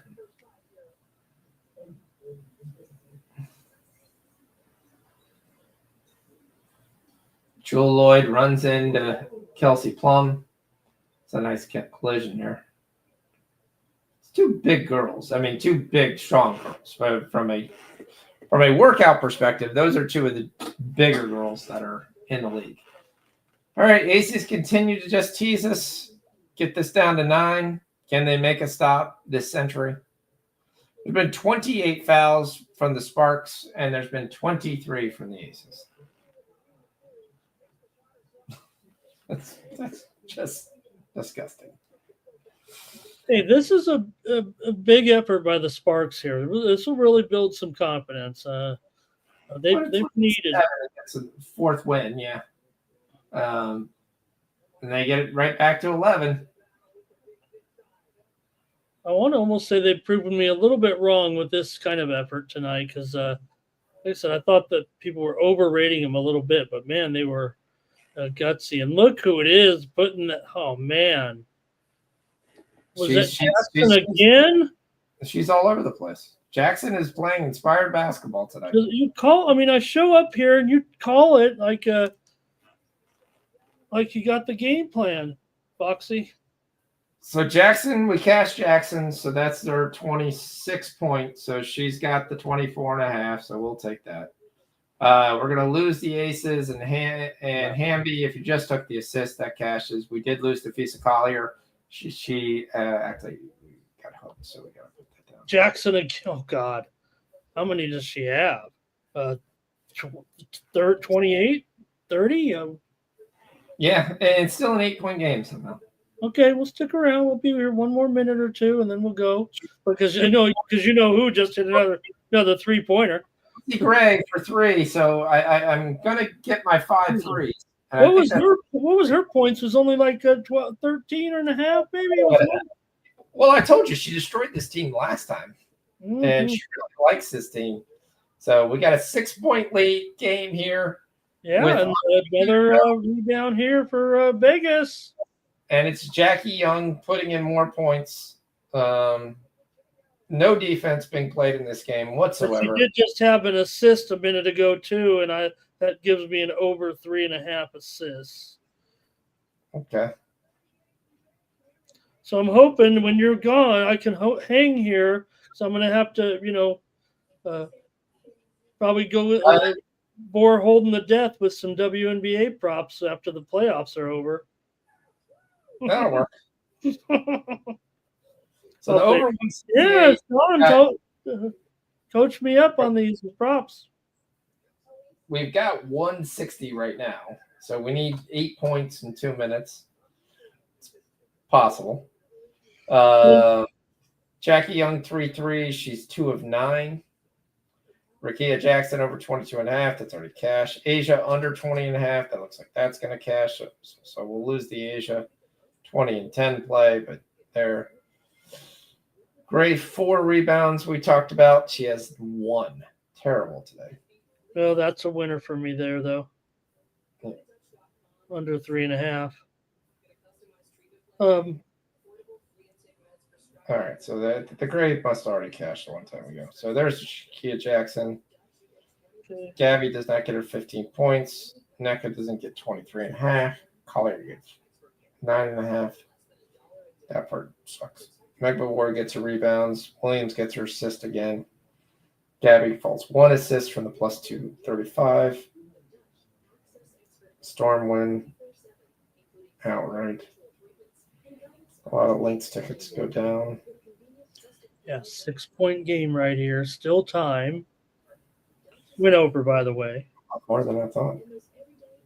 Long time ago. Swept the board on those totals here. 3 overs. Nice. That's what you want to do. I don't play the totals that much. I mean, I generally play like when the Mystics are playing, I'll take the over. I think they generally play an over style basketball, so I don't really play around too much with that. Becker's 10 points, 4 rebounds, 4 assists, cashes easily. That becomes basically laughable. Oh. Fathead talking about Matterin and the big game that he had with the 27 points. Most off the bench, third most off the bench in NBA history. The other two ahead of him were Sam Cassell and downtown Freddie Brown. Oh, nice. Name for the past. Yeah, Cassell had 33 in a game off the bench, and Brown had 30. Matterin 27. All right. All right, we'll give it one last shot here for the Aces, and then I'll see you tomorrow. Sounds good. Now, have you taken some NBA draft props? I took a bunch of them. No, I didn't. I was a little bored today, so it's kind of predicting what I say. Because so I've looked at this several times, and I've kind of thought one of two things: that if San Antonio keeps the pick, they're not taking Harper. From what I hear, it would just be a very bad fit. You already have Castle. Fox is asking for an extension this summer. Harper's not a guy who's going to sit there and hit knockdown shots. It's interesting with Giannis saying he's not asking for a trade. Young just literally went all the way into the paint, right off the rebound, and got fouled. That was just a terrible day. So that kind of flips over and changes the draft. So the guy who makes the most sense for that team would be a massive guy to take it to. And that would be Concaniple. The other thing is, I'm not so sure, even not trading for a player, that they trade back. And you get a spot where you can go ahead and get a Concaniple, and you get some other assets, which is what they need at the two. I like Harper's game. I think he's a very good young combo guard, but I worry about his outside shot. Defensively, he can be better, but I don't think he's that lock fire with those two guys, where he's going to see the minutes. Big three miss there by Chelsea. Yeah, that felt like the last bastion of hope there, because she was so hot, and she hit that one. It would have been a 3-point game. Okay, now you don't foul because you didn't foul before, so don't foul here. Instead, you're going to give up get a steal. 30 seconds. Going to give it to Jewel Lloyd. Need any kind of bucket in a foul. It doesn't have to be a 3 if you're going to now. That's another miss. All right. It's a miss. Yeah, and that's it. And we'll talk to the College World Series. We'll talk College World Series. We'll talk CFL. We'll talk different stuff. I have to put another show in because I got deleted again. So I'll hit you up with this. Okay, sorry I screwed that up, man. I was sitting there. I swear to God, John, I was sitting there with the picture where you look extremely attractive and compared to how you look right now. Yeah. Thank you. Thanks everybody for joining us. I would just hit you up in the chat and you could send me the link. So I blew it. So sorry about that. But we were on in time. But I wanted to get to my plays earlier. But yeah, so we'll get on before the hockey game. We'll have the CFL. So earlier tomorrow because of the earlier start. So I'll be ready. All right. Sounds good, guys. Thanks everybody for joining. Remember the Nuke the House. Join nukethehouse.com for a free week. You see all the different cappers in there. We do every sport, every different setup. Take a look. Join us for a free week. NBA, NASCAR, MMA. That's really Keg's deal. Then we do football. Of course, every major sport. I do more of the obscure sports as well. CFL, WNBA. So all season long, we'll be rocking with something. We've got some NHL plays as well. So hit us up, nukethehouse.com, free week. Other than that, we'll be back on tomorrow night. I didn't actually pick out a time yet. Let me see what the game times are. Yeah, give it about 5:08, or maybe when the game starts, or a little less. I don't know if it starts right at 5, right at 8. Right at 8. 7:30 my time is probably on. We'll be on. We'll review the 4 Major League Baseball games. We'll have the Orioles game going on about the 5th inning, which should be good. We have an MLS game at 7:30 as the MLS returns. We have Try to get on before Mizorowski. Yep. Try to get on before Mizorowski pitches. We could talk about that. I mean, it's a rookie pitcher. It's Mizorowski pitches at 7:40. Yeah, it's over 7, right. Should be very interesting. All right. Well, we'll get the link in the. Yeah, so we will see everybody on tomorrow, 7:30. And other than that, then I will have some time off, and Holden should be back from his honeymoon. So other than that, join everybody, nukethehouse.com. Thank you, everybody. See you. Good night. Later on. Thank you.